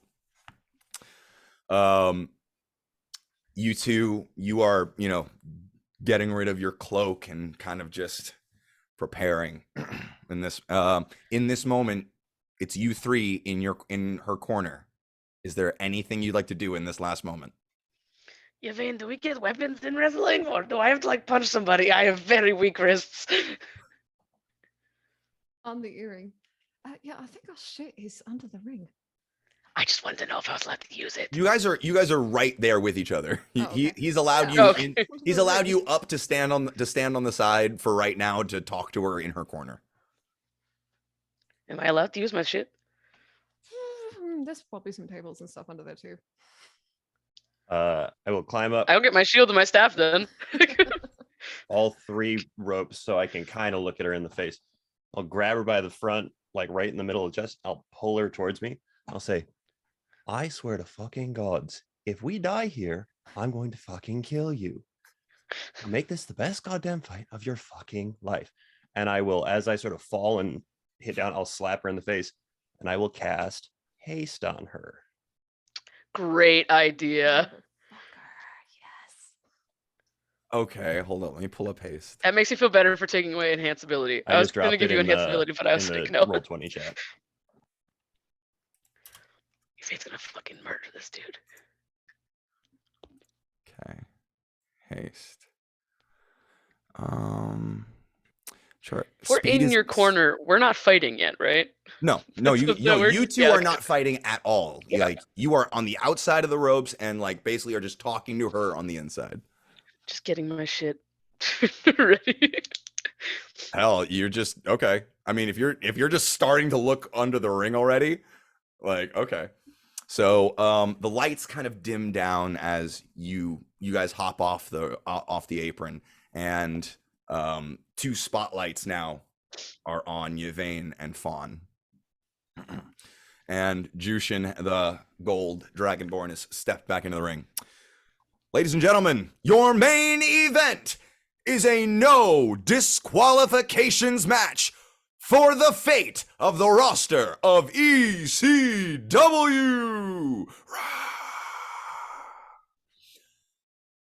In this corner, he is the reigning and defending ECW champion. Weighing in at 217 pounds, he is the fawning star, Fawn Michaels. It's now become a full boo. It's now boo. There are no cheers left for this man. He is just in the center of the ring doing his kind of thing, like showing off the belt and everything. I need you to hit this man so hard in the face, Yvain. And in this corner, she is the Pain. Returning after 3 years from absence, the Legend Killer, the Beast Slayer, the Demon from the 9 Hells herself, she is Yvain the Pain. The crowd goes, "Rah!" It's insane for you. What a pop. The 2 of you walk to the center of the ring. I don't know what the fuck your deal with Ulfric is, but you really want to fucking shoot on me on the biggest night of my life? Still muted somehow. What? Oh, there you are. Oh, she said, "Boo fucking who." He turns and walks back to his corner. You see Hangman in the center of the ring. He looks at Michaels, nods. He looks at you, Yvain. He nods. Ring the bell. Ding ding ding. I'd like you to roll initiative, Yvain. Whew. Let's do this. Not great. 8.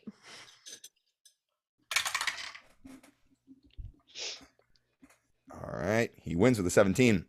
So he begins to circle you, and you two just kind of begin to circle each other. He is going to go in for an immediate headlock. So that's going to be a grapple check. Okay. So contested strength. Yep. 13.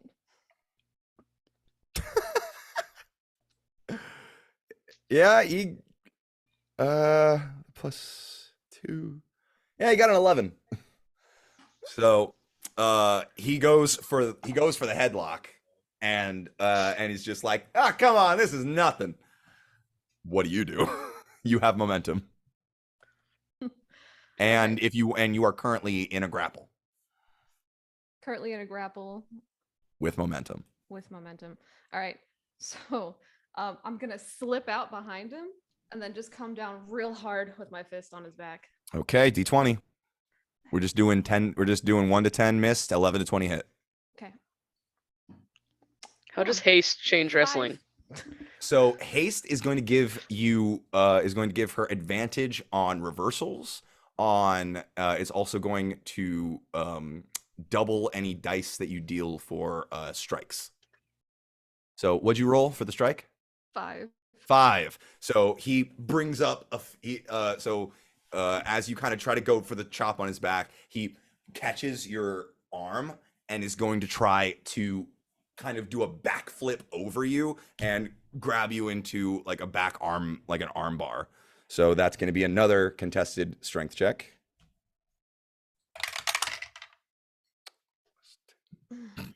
12. 6.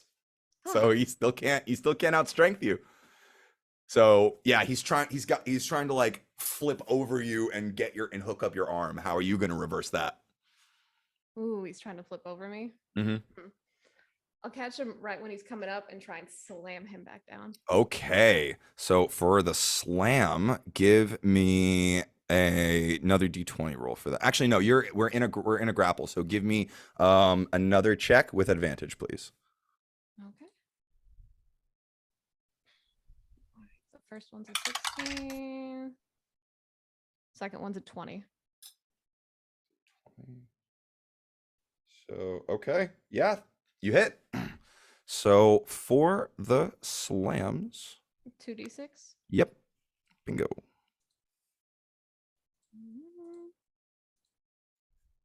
That's 2 damage. 2 damage. Well, you're doubling the dice. Oh wait, no, that's for a slam. That was for not for a strike. Okay. Okay. So, oh shit, hold on. He is at 98. Okay. All right. Okay. You still have momentum. He is currently lying on the mat selling. Ah, fuck. Just you slammed him on the back. I would like to just go ahead and stomp on his chest. Okay, that's a strike. D20. 9. Okay, he rolls out of the way, and as he gains momentum, he is gonna try to reset momentum because he's kind of just like he's gonna roll out of the ring and just kind of walk around, just kind of okay, all right. People are booing him and tossing shit at him. He's just kind of like out of here, get out of here. All right, reset momentum.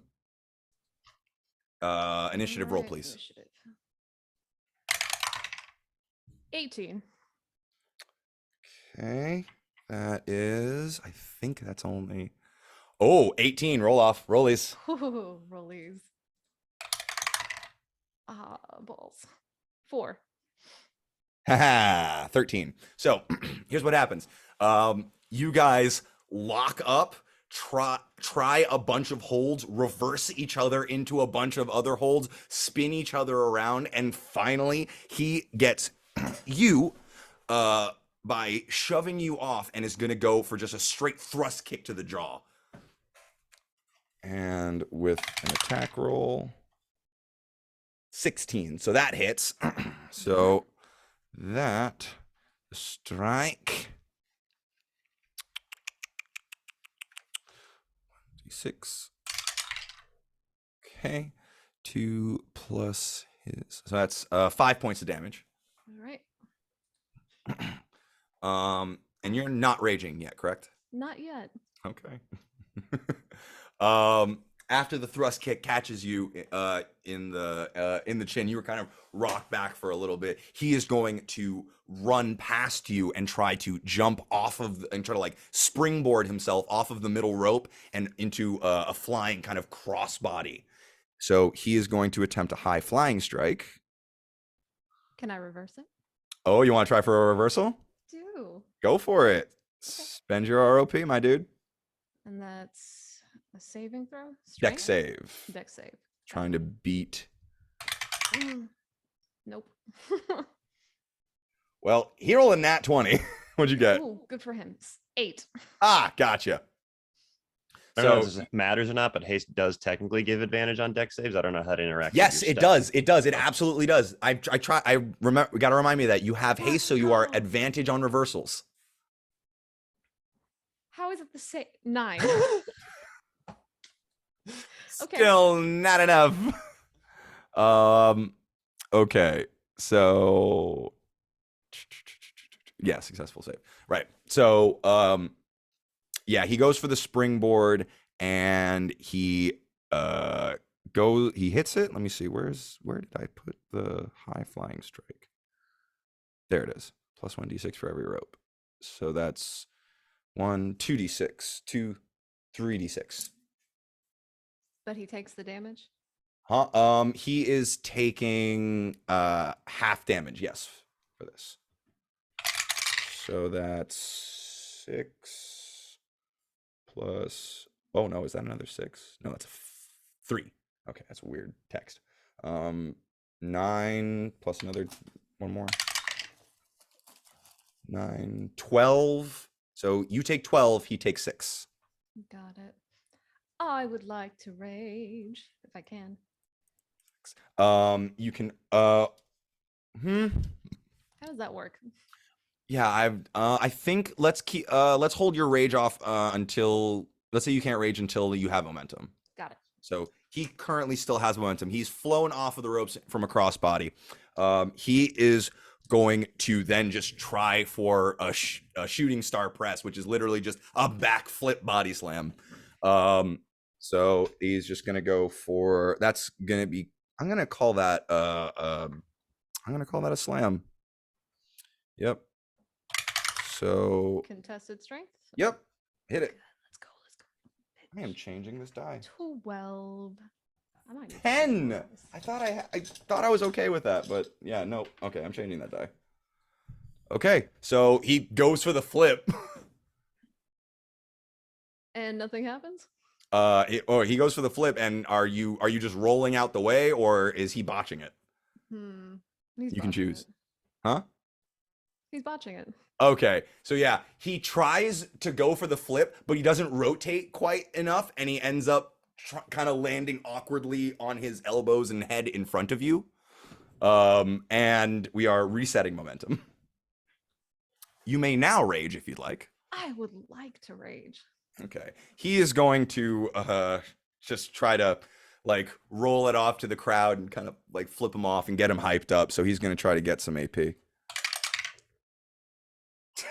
They hate him. No AP for him. Whew. Boo. Okay, a 5. You rolled a 5 for initiative? Huh? Oh, What? sorry. Initiative. Gotcha. Not initiative, no. Initiative is 18. Sorry, 18? 19. 19? Damn. 16. Okay. So yeah, you gain initiative this time. You gain momentum. All right, I am raging. Okay. Raging. Whenever a creature hits you with an attack roll before your rage ends, that creature takes 1d6 force damage as magic lashes out in retribution. That's so hot. if he hits me, That's hot. Okay. whew, all right, we have reset. Yeah, I'm gonna go in for a running shoulder tackle. Okay. Go for a strike. And because you're raging, I'm gonna give you a plus. I'm gonna give you a +2 while you're raging. Okay, that's a 9. A 9 does not Mhm. hit. Okay, so he is going to kind of just spin out of the way and let you run the ropes. He is going to try to go for a lariat to try to clothesline you off your feet. That's a 9. Damn it. I guess you just run right through it, Yep. or duck it. All right. Hmm. Yeah, I'm gonna do a running drop kick. Okay, strike. +2. 5. Erica. He avoids it again just barely and is going to try to grapple you into a leg lock. So contested strength.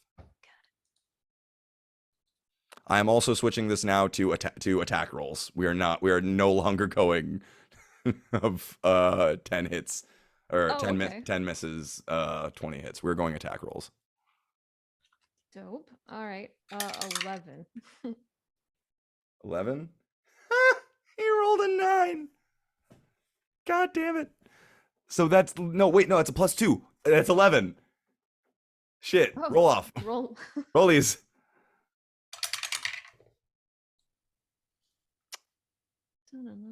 That's a 7. That's an 18. 18. Okay. So yeah, he's trying to get you in a leg lock. You have the upper hand though. So you're currently in a grapple. Transition, wrench, strike, or break. Ugh. I'm just gonna try and punch him in the face. Strike. Hit him in the Okay. head. Yeah. Okay. You kind of like bull kick him back. So go ahead and make a an athletics check at advantage. Sweet. Okay. 18. 19. 12. So okay, that hits. Go ahead and roll 2d8.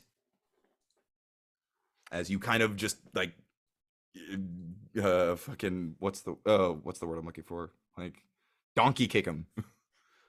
Just back kick him in the head. 6. Ah. 13. 13 points of damage. 13 points of damage. Nice. Okay.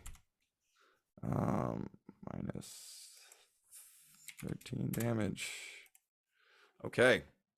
All right, you have momentum and are currently he's still trying to secure the grapple, but you're firmly in control. Wrench, transition, wrench, strike again, or break it. Can I just sort of try and toss him off of me? Yeah, do you want to do that as a slam or just as a break? Just as a break. Okay, so yeah, you like toss him off. He rolls out of it. You still have momentum. Yeah, I would like to attempt to grapple him and slam him into the turnbuckle. Grapple and slam him into the turnbuckle. Okay, go ahead and roll a athletics or a strength check. 7. 7. Okay, that's a 14. So he is going to kind of, as you kind of throw him into the turnbuckle, he kind of kicks his legs up and blocks it, and tries to push back off of you, and at this point is going to try to currently. If you've grabbed no, so he's got the upper hand, so he's currently going to try to strike you. So that's going to be an advantage roll. So go ahead and give me an athletics check, please.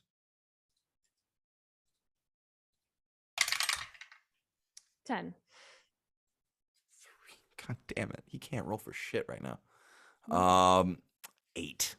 So he's trying to push you back, but he just fails. He's just not strong enough. And he's kind of just, you've got him in a waist lock at this point. Okay. Then could I try a Zemnian suplex? Beautiful. One of your unofficial signatures. Goddamn, you're hitting that all the time. I think that's what you won the last match against Tomohiro with. Okay, go ahead and hit the strike. Okay. Athletics. So that's yep, athletics check at advantage. Dirty 20. Shit. I gotta find a better way to roll this thing. Yeah, lower than that. Okay. It hits 2d8.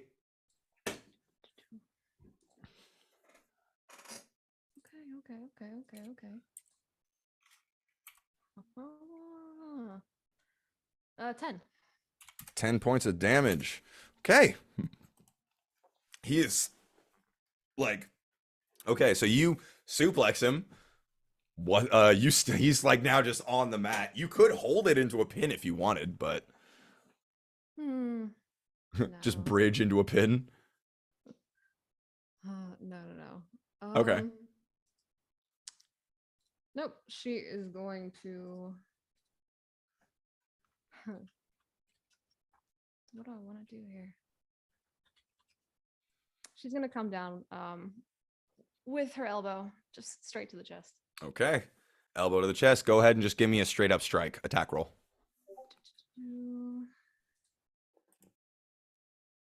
That's a 7. Okay, that does not hit. Nope. All right.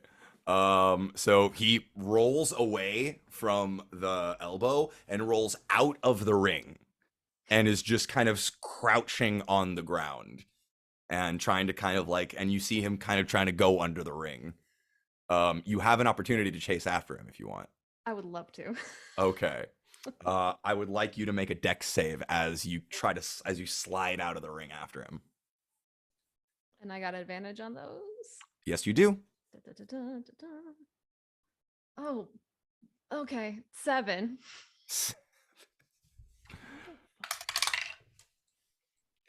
Okay, with a nat 20 on that, as you slide out of the ring, a wooden stool comes, bam, and crashes and breaks, shattering across your chest and face. So that is, if I'm remembering correctly, 1 AP for him. yeah, it's 1 AP for him, and I'm trying to remember the bonuses for damage. Oh shit.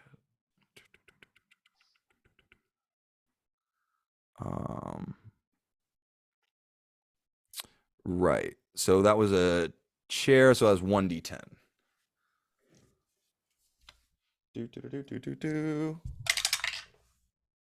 God damn it. Okay, so that's 2 points of damage from the big old chair, and he gets 1 AP.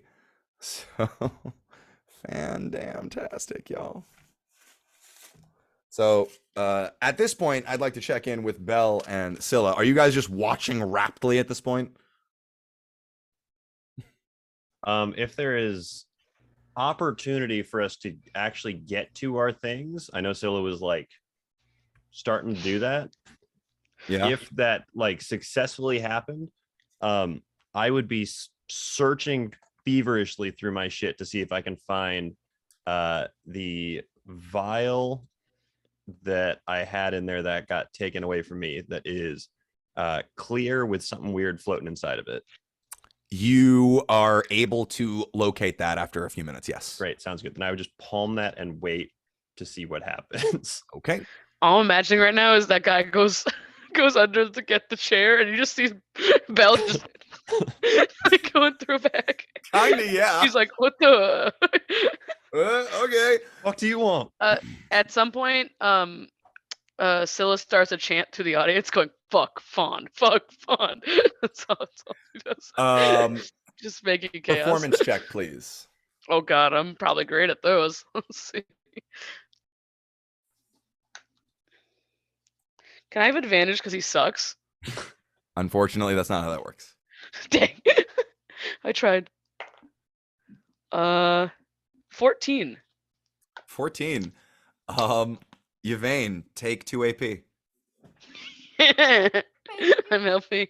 As the audience pops hard for the fuck fawn chant. It's nice. 2 Fs, alliteration. People love alliteration. Fuck, fawn. A lot of fuzz. And then I guess I had elbow still, and I go, It's- so what are we supposed to be doing right now? It's more like a fuck fawn.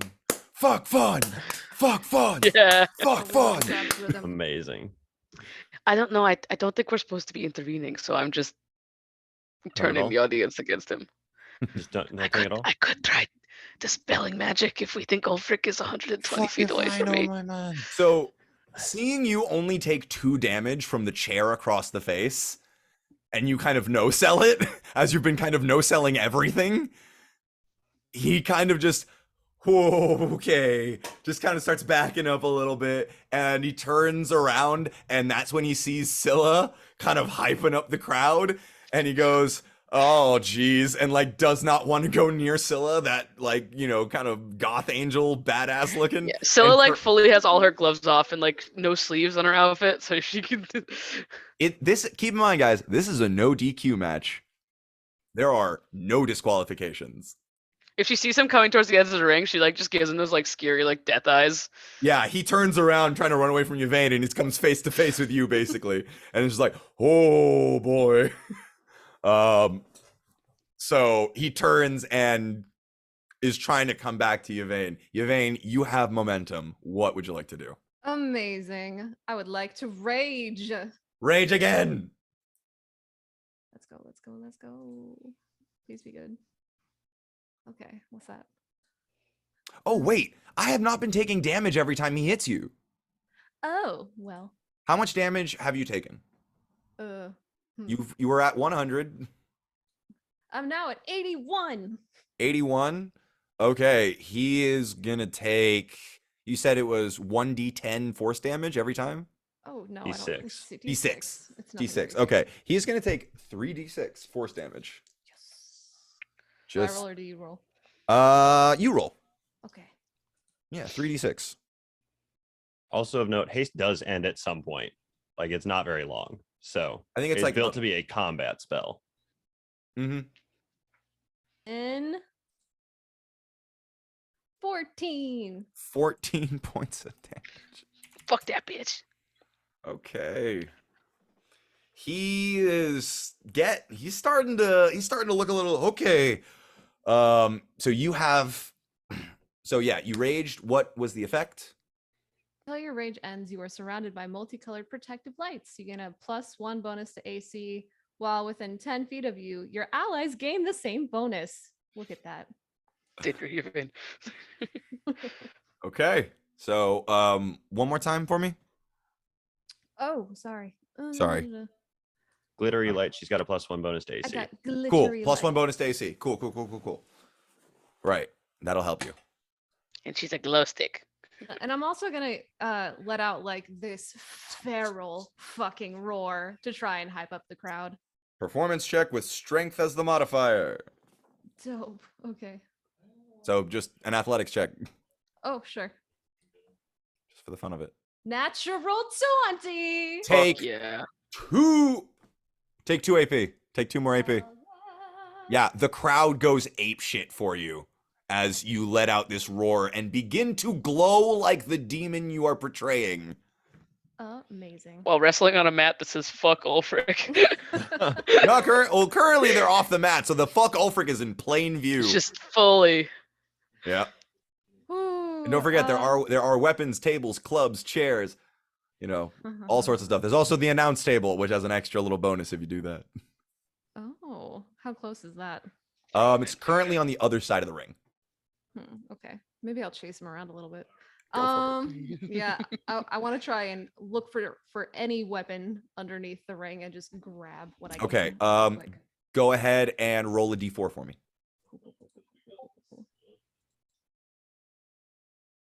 Oh, 1.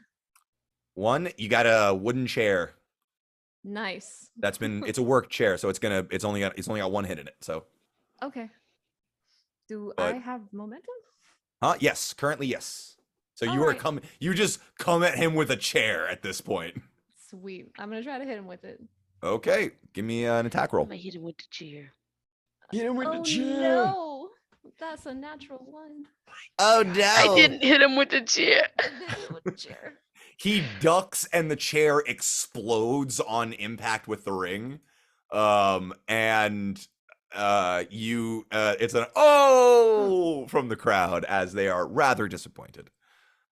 You lose momentum, and he is going to try and grab you and just kind of slam your face off of the barricade between the stands, the people in the ring. So that is going to be, I believe, a athletics check contested.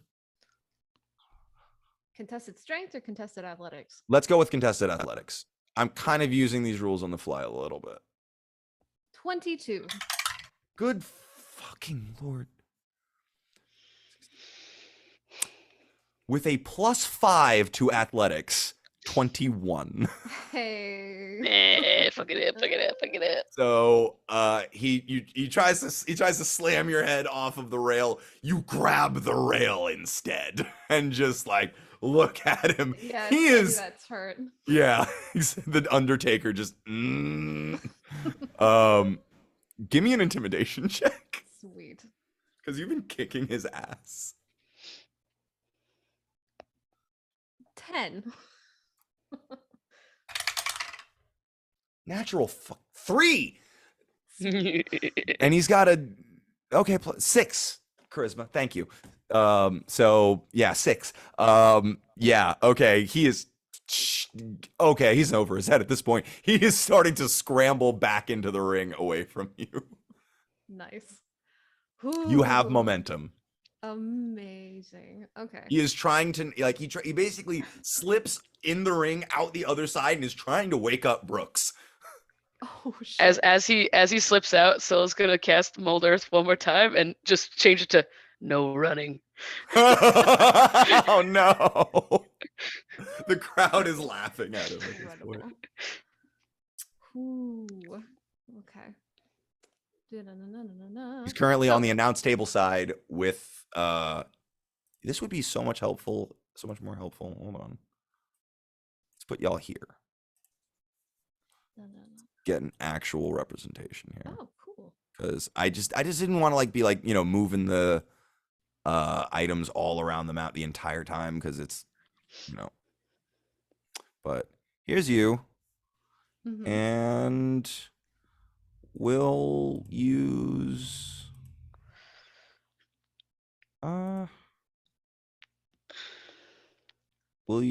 this ugly fucker. Or no. We'll use this guy. Sure. My buddy Matt. Aw, Aw. poor buddy. Yeah. So he's currently over here trying to wake up Brooks. What's Brooks gonna fucking do? Oh, awesome. So Bell okay. and Scylla. Yeah, you are actually on this side. Okay, cool. Bell and Scylla are right here. Lit. Yeah. So he's over there trying to wake up Brooks. You just hit him with a chair. Here's the announce table. Here's the Mhm. ramp.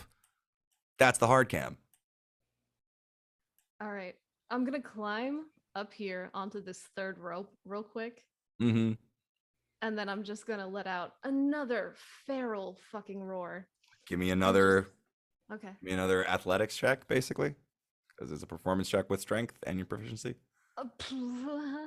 One. Two better, Yvain. I know. Okay, not as hype, but you still have the AP from before. You don't lose any. Sweet. Okay. And then, oh, where is it? I lost it. Where'd you go? There we go. I'm gonna jump down and sprint and dive through these ropes and just try and That's a try to dive. fucking- yeah. That's a dive all the way to the outside. So that's if this hits, this is a plus 5d6 plus. No wait, you're doubling all the dice because you're hasted. Or no, for a strike. This is a high flying strike. I did not assume this. Okay, you know what? Fuck it. We're making this Man work. about to die. You're hasted. You're running extra fast, and you're raging. Okay. Okay. So here's how this is gonna Bye, work. Fawn. Okay. Yeah. Bye, Fawn. I changed the mat to that. This is just great. Bye, Fawn. Mulder's a cantrip, baby. This, Okay. this is So he will have an opportunity to reverse this unless you spend an AP.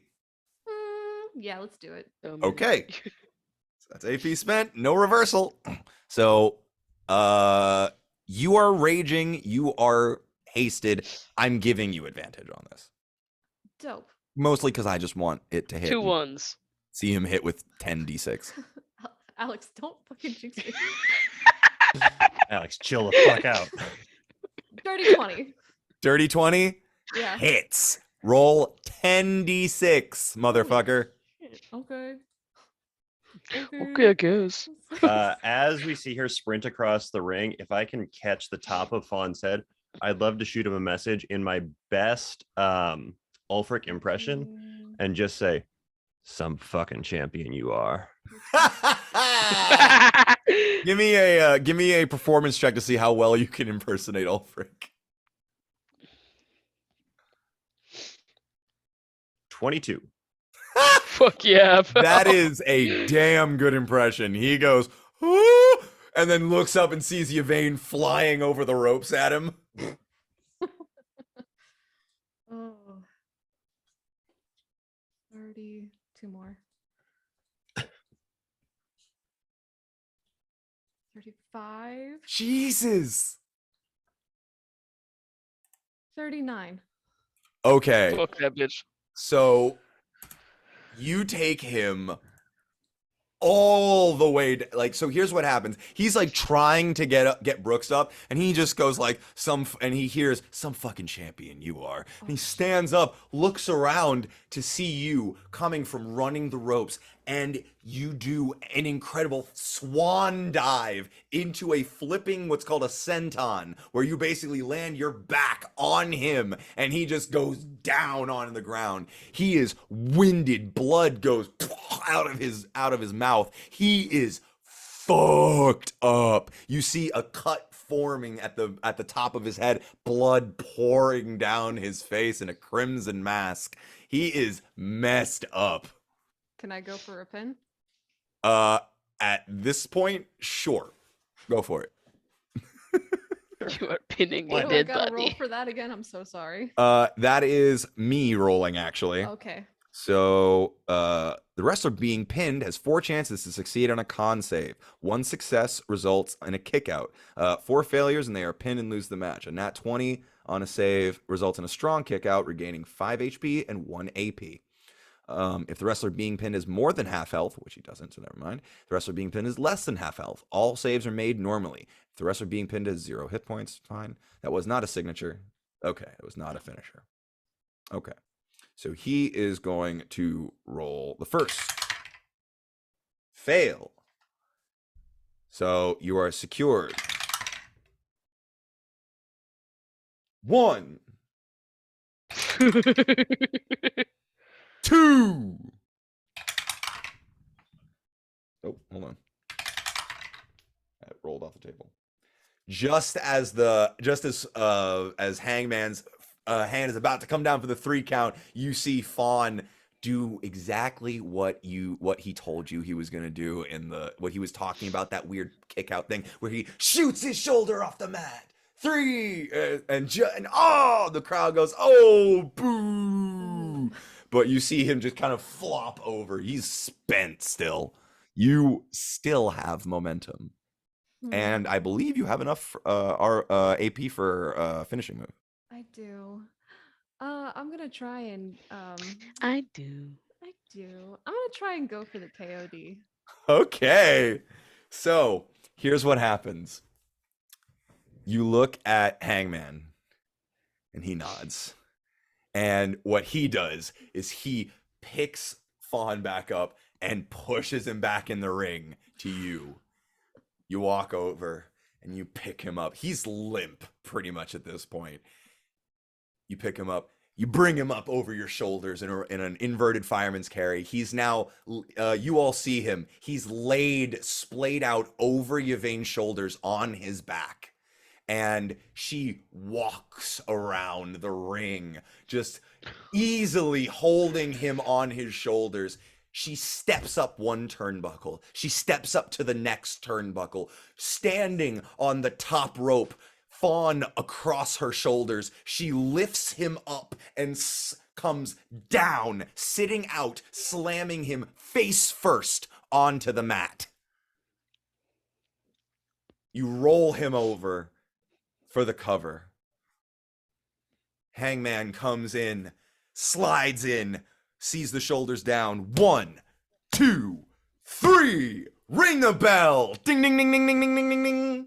The crowd goes ballistic as your music kicks again.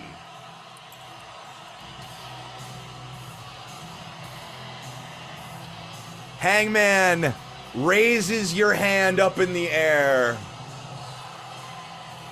Your winner, Yvain the Pain. As you are soaking in this beautiful victory, you hear, "That's enough! Cut the music!"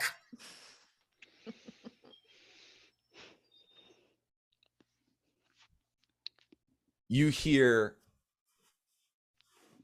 the crowd kind of come to a hush as you turn to the top of the ramp and you see Ulfric walking out, flanked by Theo.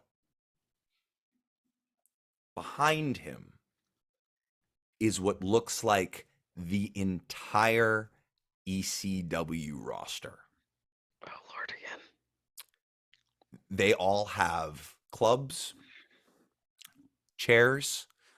Some of them have lead pipes. Some of them have what look like kendo sticks, some bats. And they all look pissed.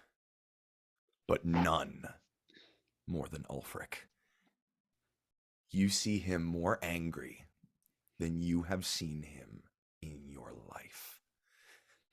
You would not be surprised if blood started leaking out of his eyes. He is so angry. He picks up a microphone. And sorry, just need a moment. Damn it.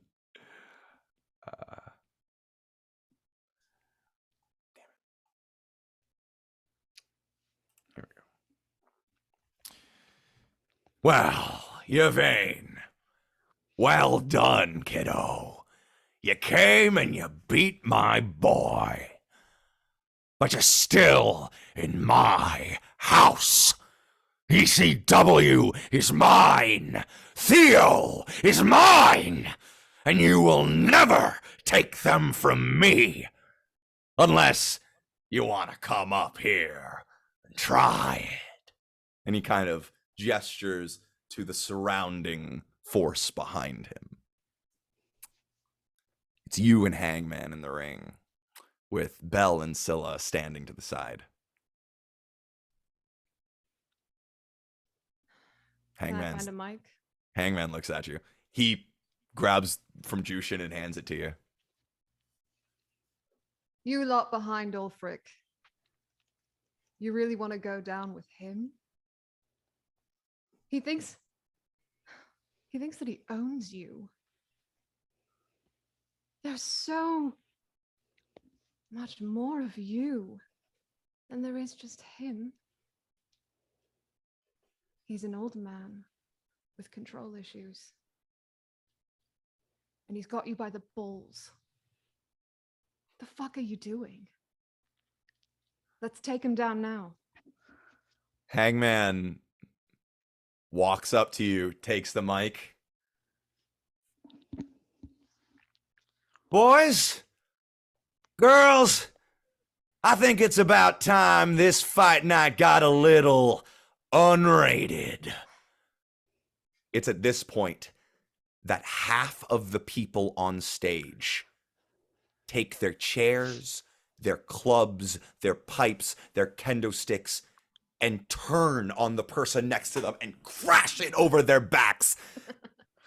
The entire place devolves. The crowd explodes, roars of approval, of excitement. What is happening? The entire roster is brawling. They are spreading out across the ring, into the stands, backstage. The entire building is an all-out brawl. The split of ECW is underway.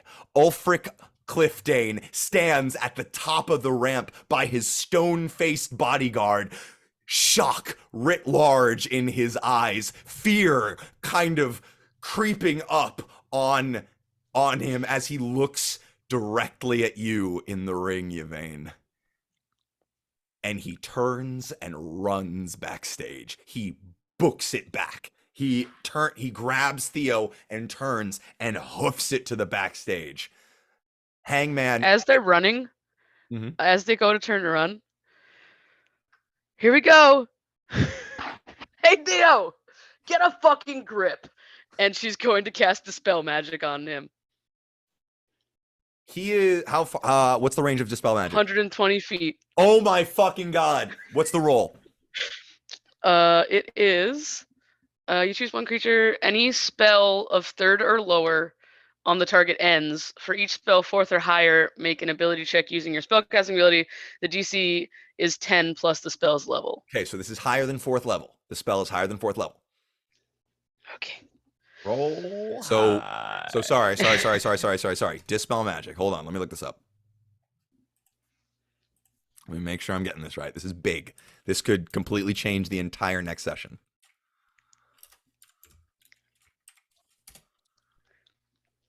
I think I just sent it to roll 22. I got it. Choose one object, creature, any spell of third level or lower on the target ends. For each spell of fourth level or higher, make an ability check of your choosing or spellcasting ability. The DC equals 10 plus the spell's level. Okay. So this is, hang on, let me check my notes. Guys, I'm scared I'm gonna throw up. Okay, so all right, I have the DC. Well, hi, Alex. Okay. Erica burned all of the bad rolls.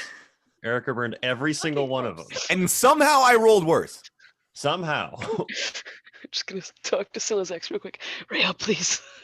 That'd be more good. Come on, Rael. It's- she was sitting right there during that dream too. What? No. Natural 20, bitch. No! I will show you my dice. I'll show you my dice. Here you go. Show me. Can you see it? What the fuck? Oh boy. Oh! I mean, let me back up because I didn't say it in character. Hey Theo, get the fucking grip. Oh my.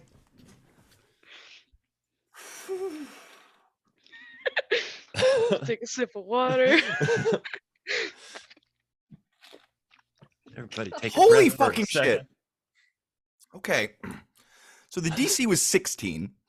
So technically I got a 23. Yeah. Level 6 fucking spell. That's crazy. So here's what happens. Who are you casting this on? Theo? Theo, yeah. Okay, making sure. Here's what happens. I could cast it. Ulfric grabs Theo and begins to, like, it says, like, you know, says something to him. You call out, Theo, get the fucking grip. He pauses. And you feel the magic reach out to him. And you feel a barrier around his consciousness, thicker than anything you could have imagined, angrier than anything you could have thought of, more wild and and barely tamed than even Yvain's magic has shown. You take your magic and you wrap it around that deep red ichor surrounding Theo.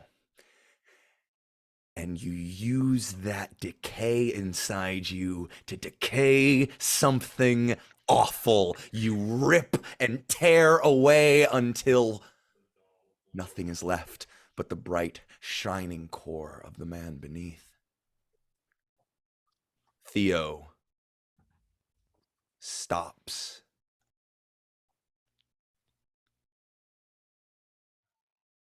And looks down at Ulfric. And you hear above the roar of the crowd, above the blows coming back and forth, you hear Ulfric bellow from the deepest part of his soul, "No!" As you watch Theo smile and topple over.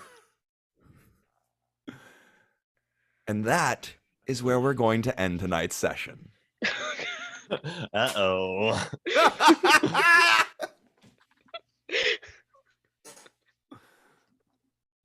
Uh-oh. What did I just spell over? Who fucking knows? Oh no. I'm so sorry. I've had that spell the whole time. I just forgot. I didn't have it prepared. I've had it in my spell list the whole time. I forgot about it. Oh, And then today, when we took our long rest, I was like, Ben, what did I take? And he goes, oh, you should take that. I was like, good idea. that nat 20. Alex, that was incredible. Fucking dice, Oh man. my It was real. God. She did it for me. Thank you, baby. Okay. So next session's going to be a little different than what I had planned. Wow. Holy shit, y'all. Listen, I do think sometimes. Okay. Okay. So yeah. Yvain, you won. Yeah. That was unexpected. Considering I roll like ass all the time. Hey, It's this okay. You system, gave me all your all your help. you took up all the bad luck for the night. Mm. This system needs some tweaking. That was rough. But thank you so much for that. That was for using this system and working up to this moment. I hope that the scene I put together for you guys was enjoyable for that. I wanted to give you a bit of a show to watch. It was sick. Beautiful. All right, I'm gonna be ending the recording there. So everyone take a deep breath and say bye, YouTube. Bye, you two. Bye.